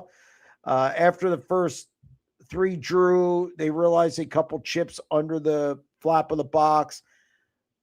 Yeah, I mean, look, I'm not going to lie, I expected more. I just expected, I don't want to say bells and whistles. It's kind of wrong. It's not a clown show. Just something a little more upscale.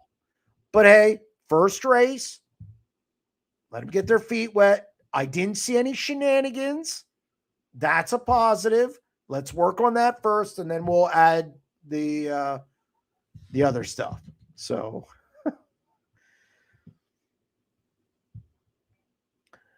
does Rudine get their 410 from the same place he gets his 360? Good question. That I don't know. If anybody can answer that, I do not know. That's a very good question, and I never thought about it. I'm actually disappointed in myself. That's an excellent question. I'll see if I can find out.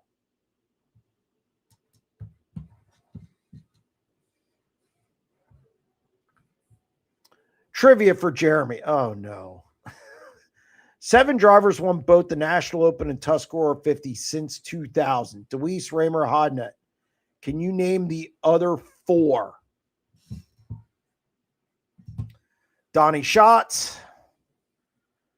I gotta think Tuscarora 50. That's the not him. I know Donny Schatz is one of them. I believe Brent Marks.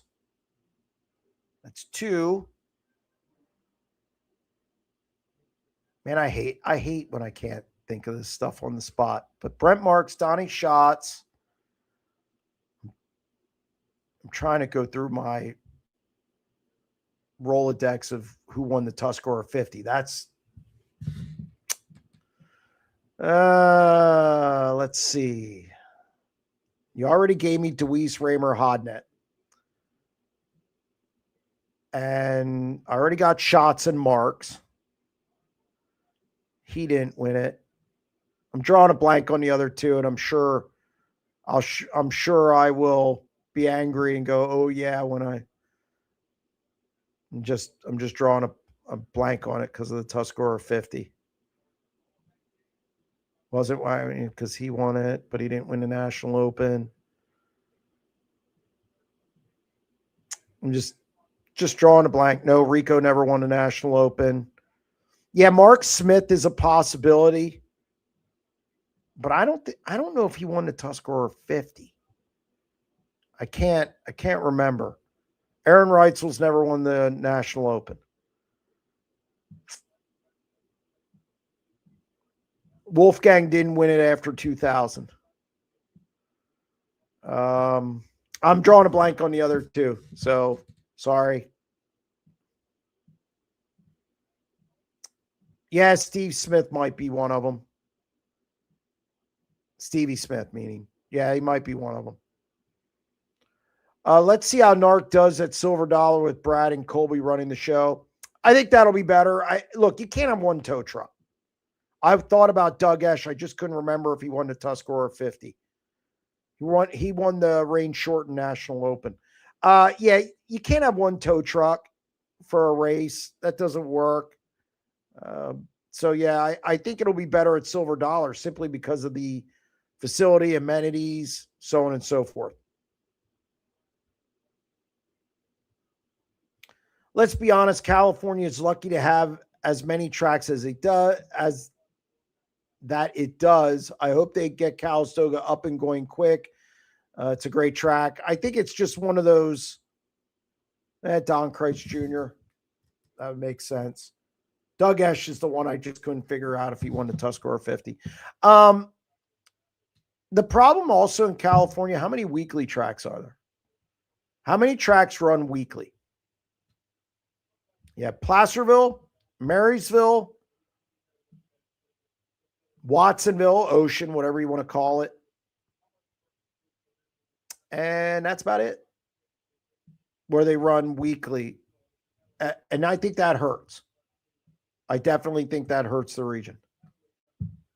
So a lot of problems out there, a lot of fairgrounds. That means you're also, Chico does not run weekly. I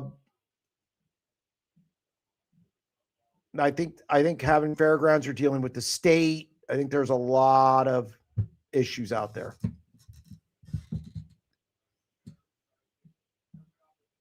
Really pisses me off. I missed the Doug Esch. I knew he won the National Open, but I couldn't. I drew a blank on the Tuscarora 50. What else do we got?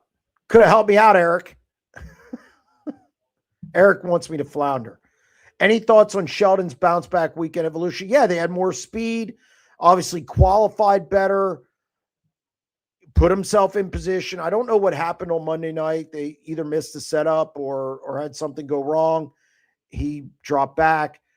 But yeah, all in all, a much better weekend.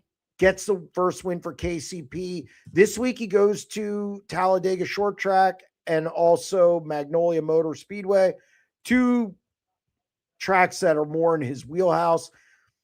I think last night too, it was super slick, like ice skating slick. And I don't think that really falls into his wheelhouse very well, but not bad. It's definitely what I expected than what he did at the Dirt Car Nationals.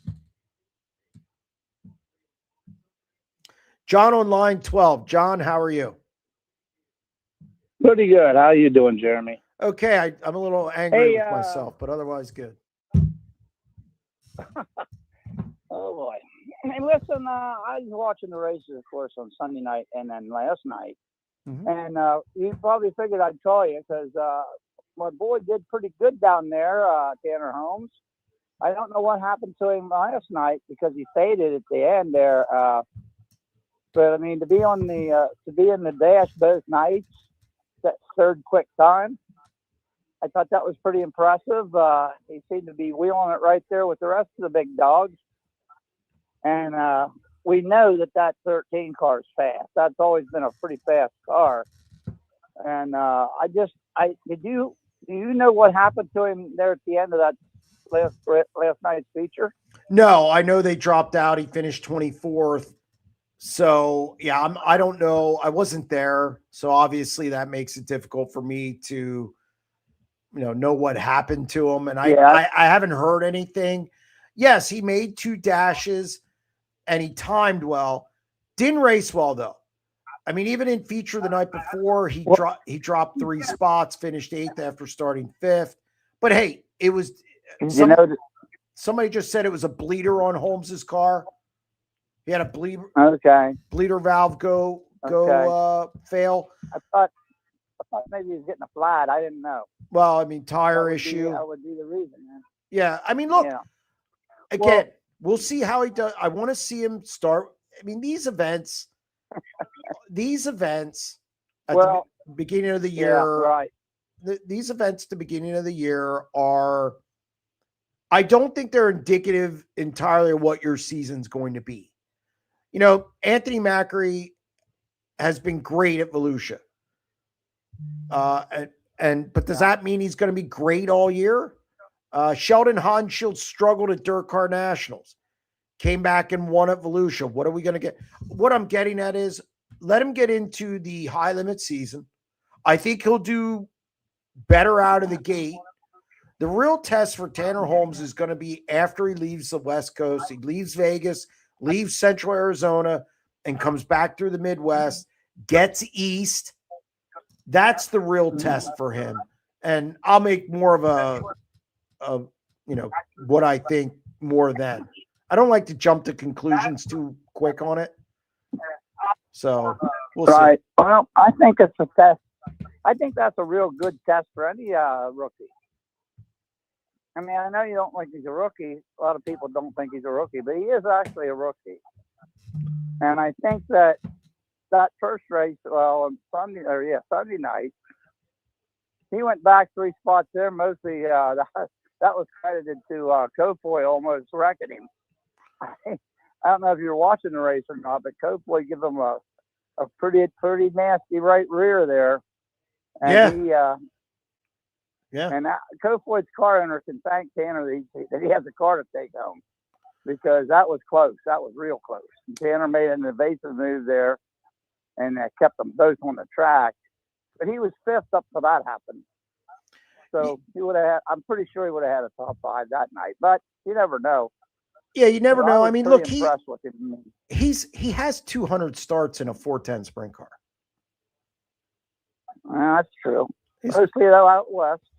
It's still 201 starts. And I'm not diminishing him. Again, I think it's a learning curve. He's out in the road. He's in the 13. We'll see how he does. Look, I like the fact that he made the A mains. At the end of last year, it was a struggle. He wasn't making main events. He made the main event both times down in Florida. When he was trying to run down right that night, and he had the flat. Yeah. There's a few times that he made it. Yeah, but no, I'm talking about in the 13 at the end of the year. Oh, no. Well, he's only driven it 5 times. Yeah, well, and he made a real dumb move at Babs. It was not a smart. Well, that's true. But look. Yeah, he admits that. I mean, that's the thing about Tanner. He admits it when he messes up. He admits it. He admits it probably more than anybody that I know of. Well, and right on the peak. We'll see how he does this year. And, like I said, I think the summer months are going to be critical for him.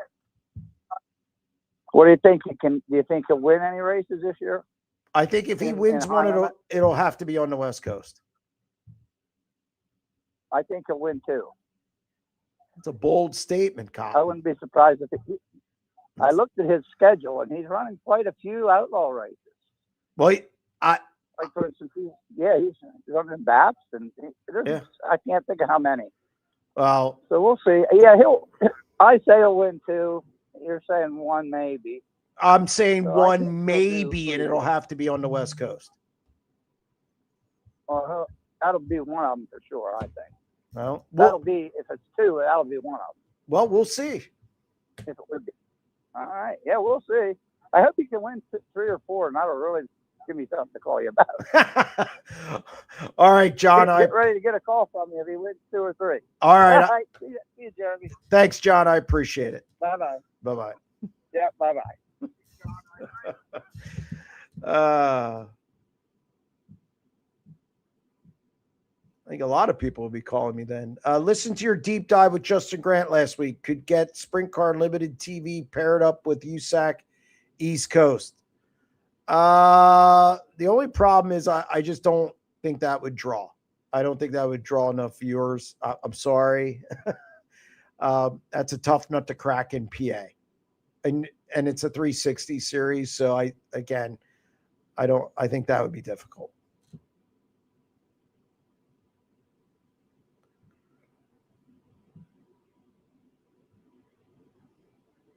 Who are your top 5 bucket list people to get on the deep dive? Oh, I don't know. I mean, I'd like to get Ricky Warner on, but man, I have to keep him for like 2 or 3 hours to touch on everything. So I'd have to split it up, almost get him one time a year and talk about the first part of his career, then the Schatz years, and then now, and just split it up between, 3 different times. So I'd love to get,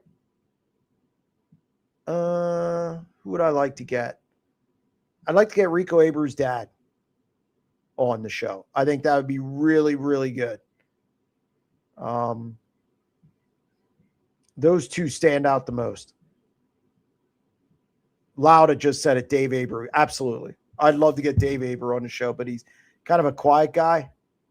So I think that'd be a tough get. I even asked Rico about it, and he kind of he laughed a little bit. So I think that would be difficult. Those are two who jump off the page to me to get.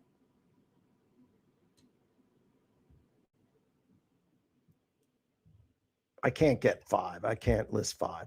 How about Steven Snyder Saturday at Lincoln? Kid has a bright future. I agree. I said that when I saw him at Eldora. He was running in the top 10 when the Aaron Reitzel incident happened, and he was collected in that. So, yes, I think Steven Snyder Jr. definitely has a bright career, bright future. I hope he can get with a team, give him 50, 60 races. He's not at that point yet. So I'd like to see a wing team, kind of pony up and give him a shot for that many shows. Off subject question, but have been wondering this for a while. So wanted to ask, how come you only interviewed the top 2 finishers after a race, not the top 3? It's a timing issue. I was actually asked this, I think, last week. It's a timing issue. Till you get to the first one, get to the second one, the third guy kind of checks out. And I also got to do an interview to write something. Like this week, I talked to Logan Rumsey at Lincoln. I did a notebook on that. Also talked to Troy Wagaman. So you start getting, I don't want to just focus on the front guys all the time. If a guy had a great run, maybe came up through the field or a good story, something that's just a good story. And 2's the right number because I can get to them. And you're also fighting fans at that point. You don't want to take away from fans wanting to meet the drivers. Imagine at Knoxville, for instance. It is incredibly difficult sometimes. So 2 just makes sense from that standpoint.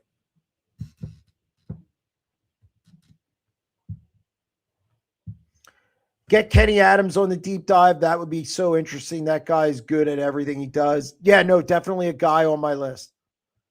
I remember when he came to PA for the first time.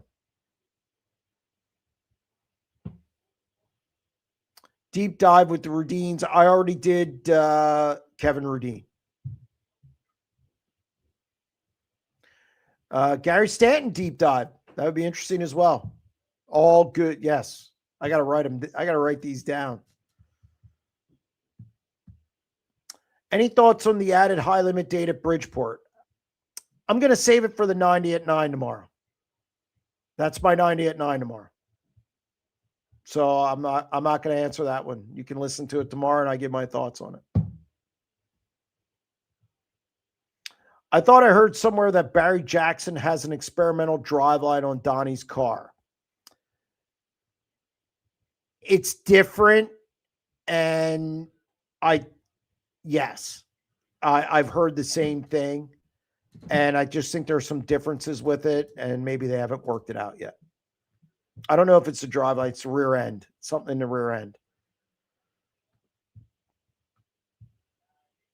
Over under 1,000.5. How many times does Jeremy have it to explain that Macri doesn't want to go on the road? Yeah, it surprises me that this many people care. Chaz must have stirred all this up.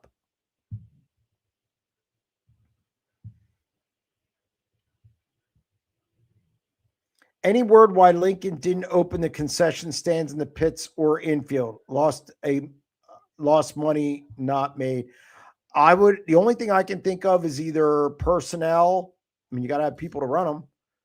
And maybe that's an issue. I do not know why they didn't. The only thing I can think of is personnel, or you're not servicing those two concession stands. Didn't have enough food for that and wanted it all for the front gate. I do not know.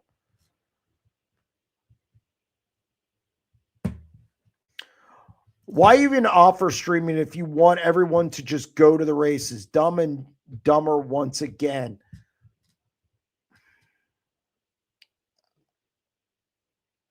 I don't have an answer to that. I think sometimes, you can still make some money off streaming.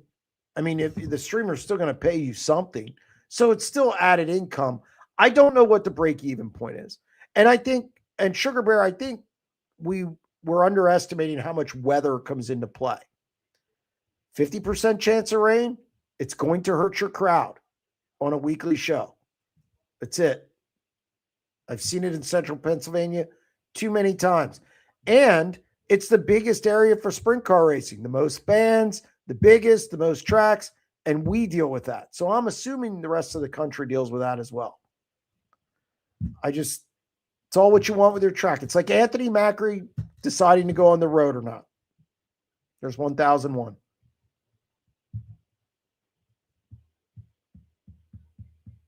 All right. Jeremy, you should listen to Aaron Reitzel comments after his last raid at Motorplex. Interesting, very valid points made about people racing and not caring. I really like his honesty. I do not know what he says. I did not see what he said. So if you could maybe type that in and we could get that up, then I can comment more. Aaron's an interesting guy. He's an interesting guy.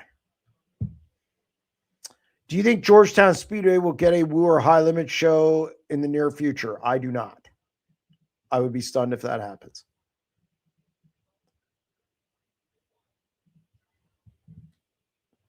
Jeremy, will Drew Aller be a perennial backup, clipboard holder somewhere, if that? Yeah, I do not see him. He's not consistent enough to be a starter in the NFL. No way. No way. And yeah, these everybody likes quarterbacks who are fearless when they run. The problem in the NFL is everybody can run fast and everybody can hit hard, and the guys are all good. Even the worst guy in the NFL is a star in college. So ask Jackson Dart. He thinks he's another one. He thinks he can still run around back there and not slide. So yeah, Drew Aller's a clipboard holder or a backup at best. It seems like teams are struggling to fill crew positions. What is the average salary for a car chief who comes on with a CDL license? I think it varies team to team what they pay.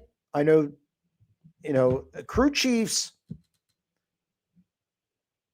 again, I know some that get paid more, but $1,500 a week's a good number for a crew chief. Car chief, maybe that could be more, could be less. But yes, crew people is difficult. Getting people to go in. I think it's difficult for local teams to get crew guys to come and work on these things. It isn't like it used to be.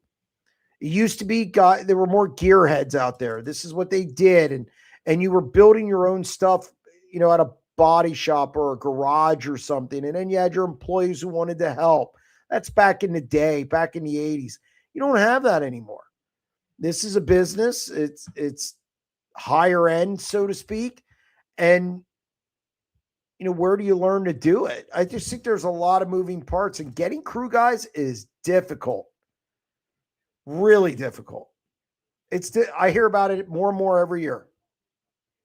So I think that's a big factor and in the decision-making for a lot. Carson Macedo is one of the best, and JJR had problems getting crew members a few years ago. One of the best teams in the country. So I agree. He said that same drivers crashing every night. That's why the race is taking so long, and they don't care. Even said if Mike Hess was the steward, he would have been going off his comments. Yeah, no, they're valid. I've heard that from more than one driver. I've heard that from same guy reckons. We heard it from Cole Macedo. We've heard it from other drivers, back with the squirrels. And so, yeah, no, I mean, I'm not going to deny that. But, there's no equivalency test to get into these things. There's no standard. There's no, I could go race at Lincoln Speedway this weekend. Never been in a sprint car. I could go race. There's no standards. So I expect it almost.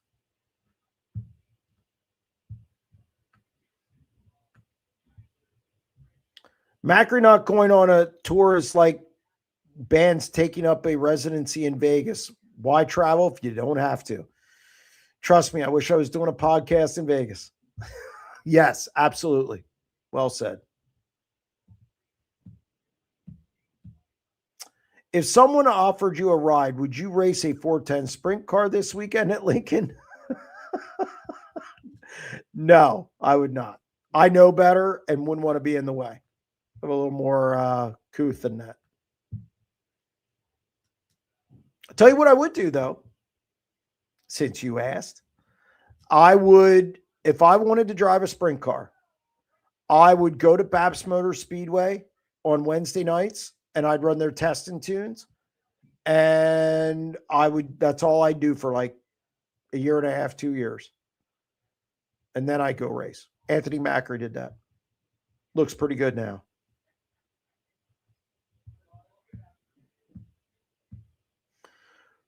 Who is the voice?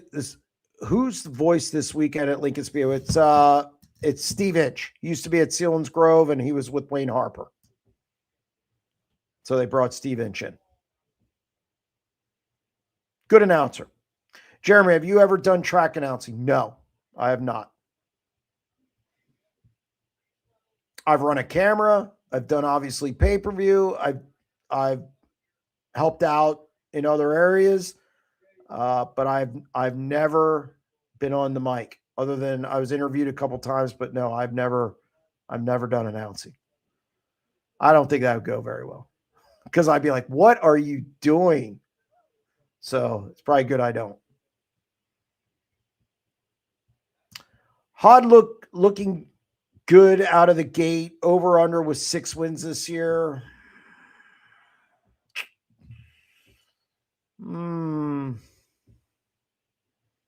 Man, I think that's right on the number. I think like 5. I think 4 or 5. I'm going to say slightly under. I'm going to say 4 or 5 because I think those other guys are going to win a lot. I think Gravel, people are sleeping on him because they think he can't win now because he hasn't won the first 5 races. I think Macedo looks really good. So I'd say slightly under. I'm saying 4 or 5.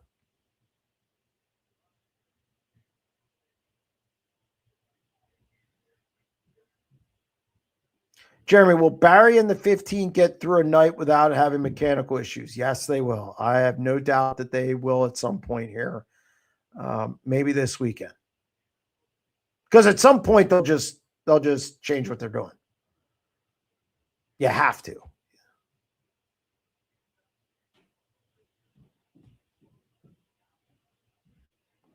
99% of these fans don't understand what it takes to be on the road. Resources, the lifestyle, grind, and logistics are a lot more than what they think. Yes, that is true. I mean, really, there's boredom involved. Okay, if you're somewhere Friday, Saturday, and I've talked to crew chiefs on the road about this.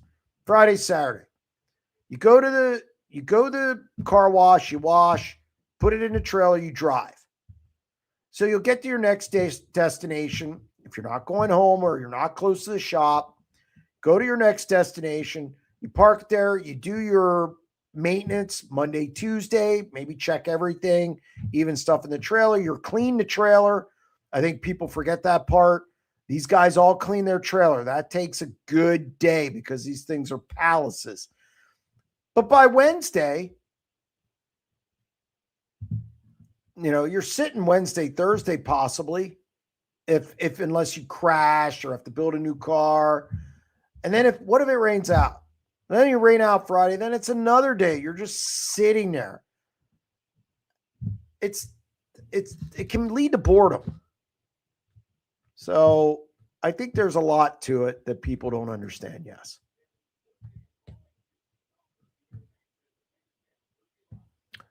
Where's Zerfas? He was down at Volusia this week. Didn't have a good weekend, but he was at Volusia. He was in Central Arizona the week before.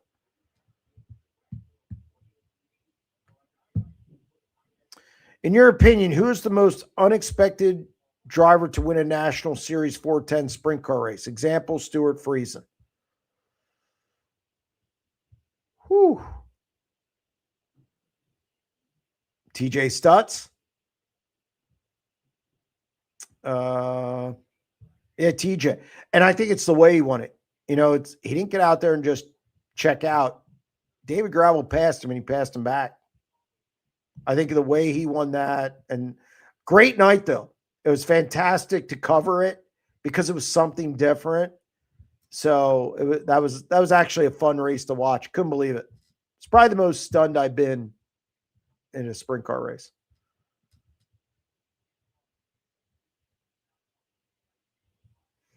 Is there a chance Rudeen fields 2 traveling teams in the near future if Hillier is the real deal? I mean, he has the funds to do it. I don't know. I don't know if he will or not. I wouldn't be surprised. It wouldn't surprise me.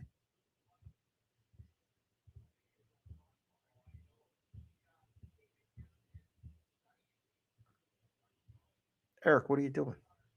I think he's getting yelled at by his wife.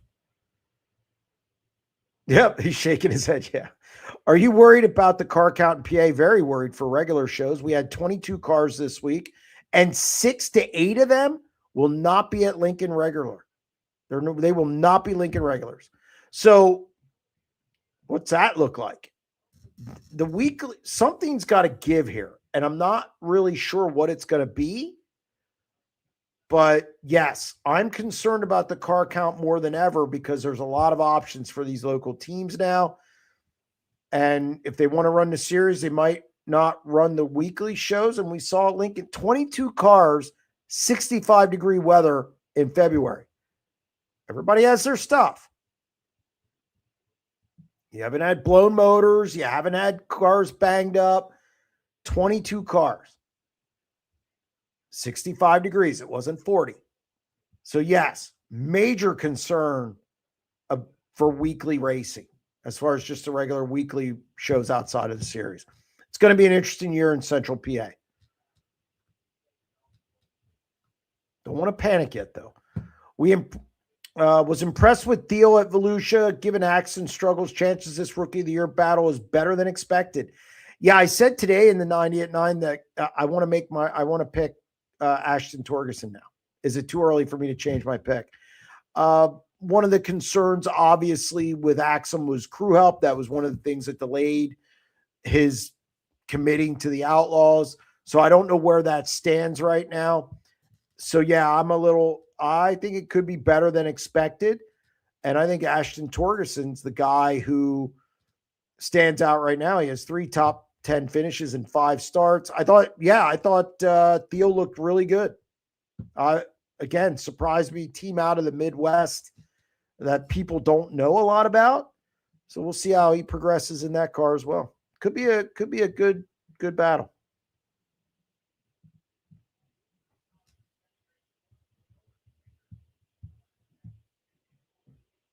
Jeremy, I love your points and your stories. I'm from Perth.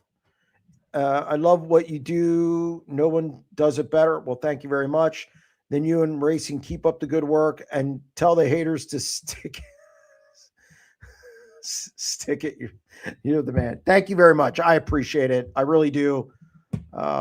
we're just going to keep plugging along. I'm still working, just so Sugar Bear knows, I'm still working on a possible Sunday show, a wrap-up show type thing with some highlights in it.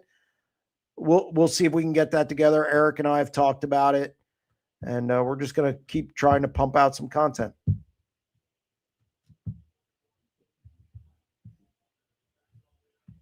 Jeremy, have you ever done a practice lap in any kind of race car? No, I have not. Nobody's ever offered. Jeremy should be on the mic in the work area. Oh, no. No. Lauda might like me on the mic in the work area, but I don't think that'd be good for any series or any track. They'll come to me and I'll be up in the stands. I hate the work area. Who's your pick to win this weekend at Lincoln for both races? It's going to be one of the things I am going to add to the YouTube channel is I think I'm going to put my last segment from each podcast that's on the SprintCarUnlimited.com where Ryan Hand and I make picks. We keep track of it throughout the year. It's entertaining. And he's beating me up right now a little bit. But I took Troy Wagaman Jr. on Saturday. Now we can't pick the same guy. And then I took Chase Dietz Sunday. Anthony Macri, I couldn't get him Sunday. I was trying to get him Sunday. It didn't work. Ryan took him. I mean, obviously Anthony's going to be in the hunt. But I think Troy Wagaman looked good last week. He just drew a pill. The pill draw for the day shows is huge.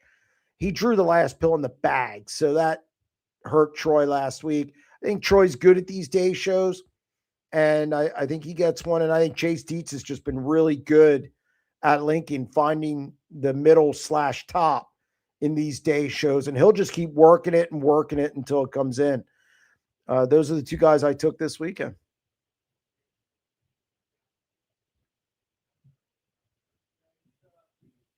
Jeremy, what is your background or how did you end up here with your own show? I started going to racing when I was 5, back in 1977. I started going to sprint car racing in 1984 because of a guy named Doug Wolfgang. I saw him on TV and I saw an ad and I thought his name was cool. At that time I was 12. And then I became a reporter I started working the Patriot News in 1997, 1999. And then I reported on everything from the NFL down to youth, community youth sports, swimming, high school wrestling, college wrestling, football, you name it. I haven't covered curling yet. I covered hockey at times, tennis, volleyball. And then in late 2016, I made the decision to leave Penn Live into Patriot News and decided to start SprintCarUnlimited.com. Since then, I've just been adding to the platform. And then I guess, was it 2 years ago, I decided to have a YouTube channel as well as the website. And here we are. A lot of years of writing for a newspaper, though. Joe on line 14. Joe, how are you? Good. Calling from the Sprint Car Island again. There you go. Wanted to get your thoughts on one of the Dirt Vision producers / cameramen that was making comments about how the work area produces content and entertainment for the streaming folks and not the folks in the stands. I think that's 100. I think it's 100% a streaming entertainment deal. Absolutely. I totally agree with that. I just don't know if here's where I struggle with it. I don't know if the trade-off is worth it. If you go to the track, I've never heard anybody walk out of the stands and go, boy, that work area was great. I've never heard anybody. It delays. And look, here's the other thing. it's the human condition. The human condition is to take advantage of For sure. stuff. And these guys they stop on the track more so they can go to the work area. And then it delays the program. And eventually, I mean, do you want your whole product to be streaming based and not take care of the people in the stands? I don't think that's good. I don't think it's good to have kids sleeping on the bench and then leaving before the feature because their parents take them out of there. I don't think that's good either. Now, the Outlaws do a pretty good job getting their shows done. High Limit does a really good job getting their shows done. The only time it's an issue is when they come to Williams Grove. When the Outlaws come here, the way they do their time trials and everything, it gets hokey. It also sometimes gets dragged out when you have support divisions in other areas of the country. That's bad. I just think the work area doesn't add enough to the in-person experience. And I'm still more concerned about the in-person experience. And while streaming is important, not going to say it isn't. It's a huge revenue source. It gets people interested. I get it. I just don't know if focusing more effort there is going to help you in the stands. So I don't know, different thought process. Great point. And I go ahead. I was just thinking of what Sugar Bear had said about butts and seats versus the streaming service. And I get that it's entertainment, for the streaming, and it is a big revenue, but I am concerned about the actual butts and seats show part of it. It's got to be a mix. It's got to be a healthy mix for this sport. Look, the NFL did not abandon its in-person product. Okay, I've been to NFL games. Absolutely. They still cater to the butts and the seats. Hockey's another great example. Their TV contract was crap for a lot of years. So the in-person experience at an NHL hockey game is off the charts, the best experience in sports. Yep. Absolutely. I've covered a lot of sports.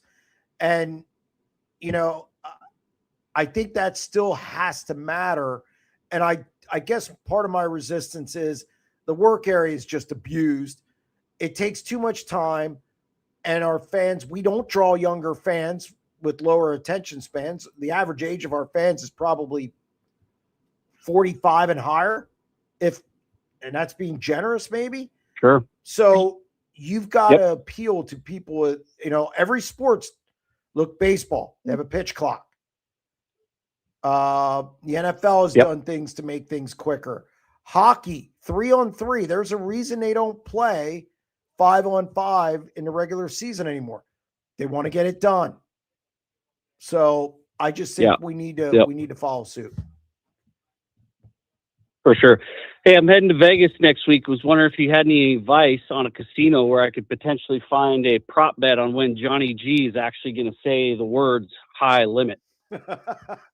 You know what? I think the over-under on that is 0.00. He is never going to say it. Absolutely. Whatever casino you could get to, it's good. I'll be out there as well. And so I'm not gonna give you I stayed last year. I stayed at the Cosmopolitan, and it was a nice casino. It wasn't smoky. It wasn't. Yeah. It was nice. Had restaurants. I enjoyed the Cosmopolitan. I don't know where I'm staying this year. I let Brent Smith handle that, and then I just pay him. So I have enough to worry about. Good. Yeah, we got an Airbnb. It'd be even better if Johnny G could say the high limits, not high limit. Well, he's not saying either. So yeah, got it. Hey, I'll see you out there in Vegas. I'll come shake your hand. I'm gonna bring you a hoodie from up here in the Great Northwest. You wear a XL? Yeah, XL is fine. Thanks, Jeremy. Have a good night, brother. We'll see you later. Thank you, man. I appreciate it. All right, let's get through these last. Can somebody give me an Edmonton Oilers update? They started at 9:08. Get loud on that. How about guest drivers on Tuesdays for viewer questions and promoting the sport and their merch? Not a bad thought. It's something I'm thinking about, but I almost want to do that on that Sunday deal. Again, I want to develop a new show, and I'll keep this show as well Ooh, I don't like the Senators 2, Oilers 1. I need that. I need them to money line that for me. Thanks, Eric. Bearer of bad news. But I think I want to do that more toward the Sunday show because we're doing highlights. I just think that would that'd be good. Louder. Here we go. I'm on the rowing machine. I'm back on it again. I couldn't do anything because of my hand. I had surgery on my hand. I had all kinds of issues this year, but no excuses. No excuses. Let go. That was my fault. Was impressed with the Theo at Volusia giving acts. Okay, we answered that one already.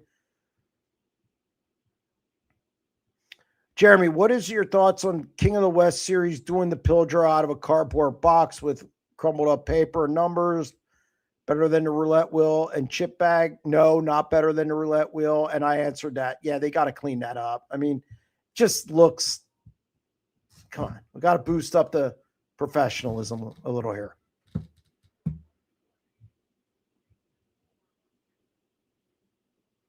Drivers not getting off the porch seems to be a complaint as old as time. And then if said drivers do go on the road and turns into, man, I miss them. I miss when he ran weekly. It's such a weird thing. They don't get off the porch. And when we do get off, you know, I did the 90 at 9 today and talked about Anthony Macri, and somebody said he can only win on half miles. Last I checked, 34 Raceway was not a half mile. Grandview's not a half mile. Lincoln's not a half mile. Huset's isn't a half mile, and Macri's won at all of them. So, again, you know, they complain when you do and win. They complain when you don't. People are all over the place. It makes me think they just want to complain.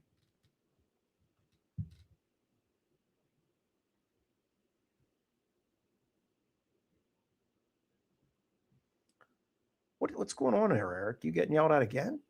Shocker not seeing Lucas Wolf last Saturday? No, not shocked at all. I knew Lucas wouldn't be there. I don't know if he'll be there this week. Could be a little bit till you see Lucas. Road life can have moments of boredom. If we were in the area of large city, tourist place, try and go to those. It's easier now to get places than what it was when I was on the road with the 1S. Yeah, I mean, that's why you see guys, they put pictures on social media, you know, at certain places playing golf, whatever. So yeah, I think, but if you're in the middle of nowhere, I can't imagine it. Just can't imagine it.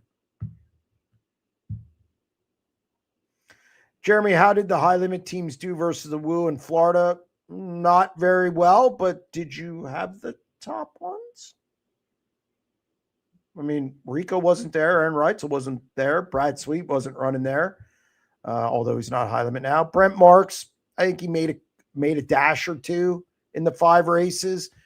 Yeah, they didn't do well. And I'm sure they'll go down the road and they'll do well somewhere else at Outlaws events. Usually it's pretty split. But yes, they did not fare well in Florida. Not at all. In fact, I don't even know if they had a top 5 finish. I don't think they did. So yeah, not very well at all. Is Glendon Forsythe running this year? Good question. He ran sporadically last year. I don't think he's not an every week car anymore. I don't know if he has his deal together or not. That's a good question.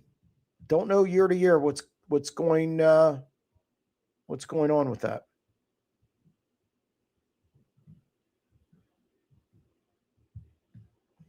Jeremy, any chance you may come to Outlaw show at Oswego in July? No, July is a pretty intense month because Speed Week it's 10 days, ends July 5th. Then we have the King's Royal Week. Then we have 6 races in 8 days here, all sanctioned races. And then I'm going to Knoxville. So probably not. I will be in New York.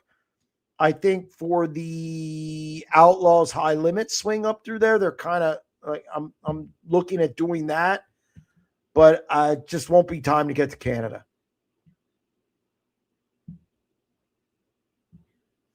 Jeremy, what is the most car count you've ever seen or heard of show up for a 410 sprint car show in one night?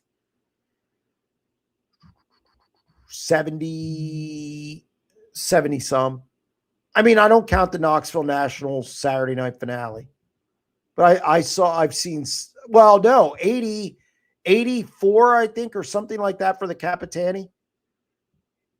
I think we got to 80 one night, somewhere in the 80s.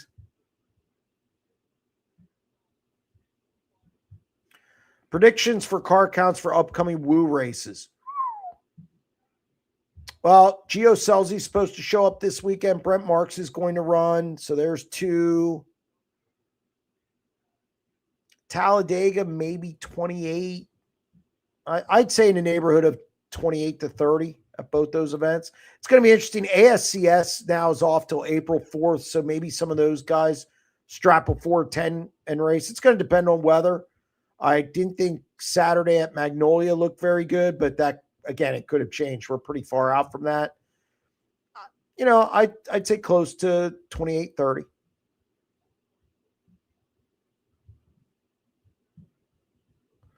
Ryan on line 15. Ryan, how are you? Great. How are you doing, Jeremy?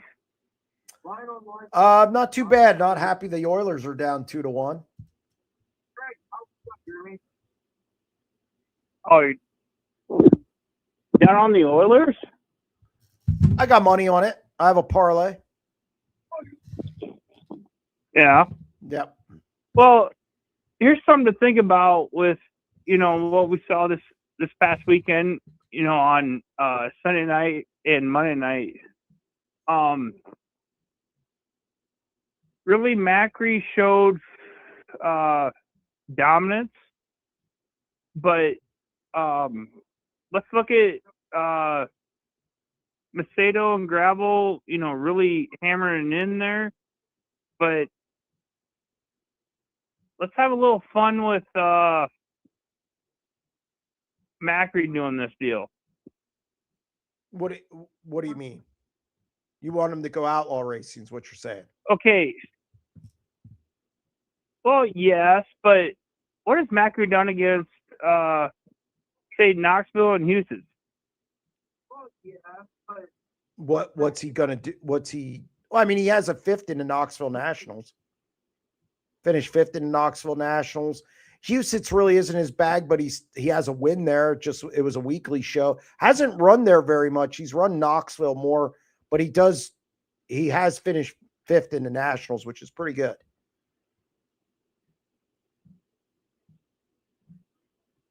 Yeah, well,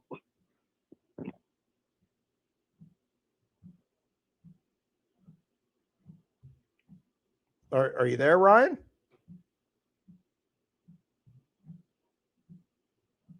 No, I think we lost Ryan.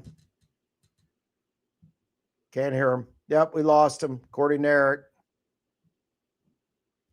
Completely off topic, but we all know about Dallas Capitals, to name a few. Any favorite college teams? I do not like the Capitals, by the way. I'm a Dallas Cowboys fan, yes, but I do not like the Capitals. My daughter likes the Capitals. I know that sounds weird because I'm a Hershey Bears fan, but not a Capitals guy. I'm a Blackhawks, Edmonton, and I like watching different players.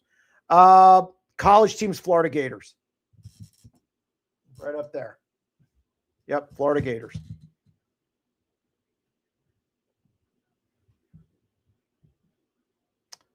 Davey Frenick can win a 410 race this year. Interesting. Is he going to run any? That's the question. How many has he run in this area? Not very often.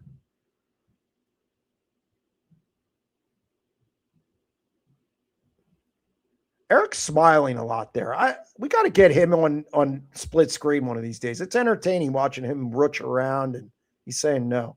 What is the latest update from John Trone? He's at Temple University Hospital.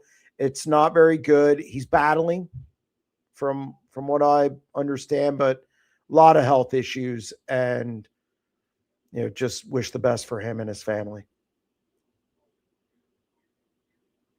How many wins this year for Lance in the 8 car? 5. I'm going to say 5.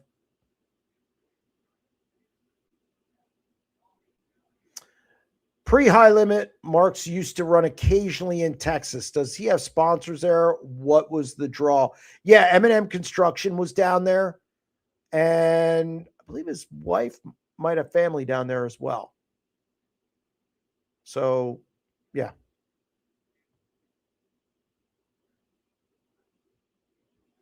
Jeremy, your advice worked. I asked what to do for an announcing gig, and I ballsed up and asked McGrew bid, and they're giving me a shot. Thanks for the advice and helping me get the courage. Oh, I appreciate that. I'm glad to see that worked out, and good luck this season at McGrew bid. Does 1A get an outlaw win? Oh, damn it.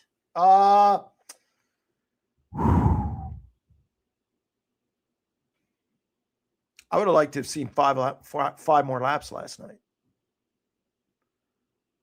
Man, that's a tough question.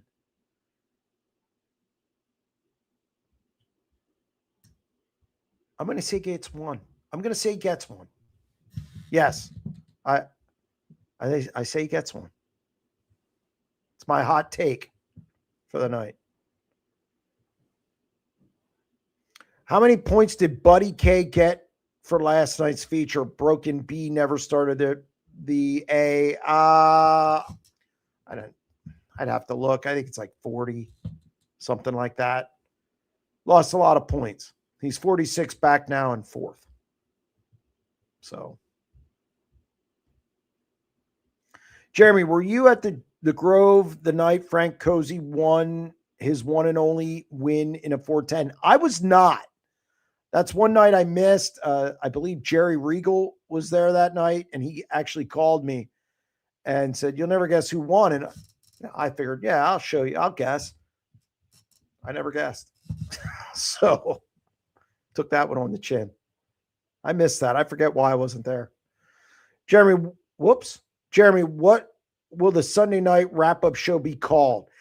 I need names. I need a good name, and I got to think about that for a while. First thing I need to do is get I got to get some approvals for some highlights. It's a process, and it's something I'm going to start working on this week. I fell behind, laziness, whatever it was, down in Florida longer than expected. And the season creeped up on me, and I didn't get my stats stuff lined up. I didn't clean stuff out from the off season as far as emails and things. So I'm behind a little bit, but I hope to get things in order and get working on this show. In today's world, do you think dirt tracks are still just competing with each other, or are they competing with all events over the weekend? No, it's definitely, you're competing against all entertainment for their entertainment dollars. You're competing against not movie theaters anymore, it seems like, but you're competing against minor league baseball. I think you're competing against minor league hockey. I think you're competing against soccer tournaments or kids. Even kids, there's more for kids to do. So you have parents who obviously support their kids in their youth sports. I think you're competing against that. We see in PA, in Central PA, we see when high school football starts, the crowds go down. So it is, you're competing against other forms of entertainment, youth sports, all of it.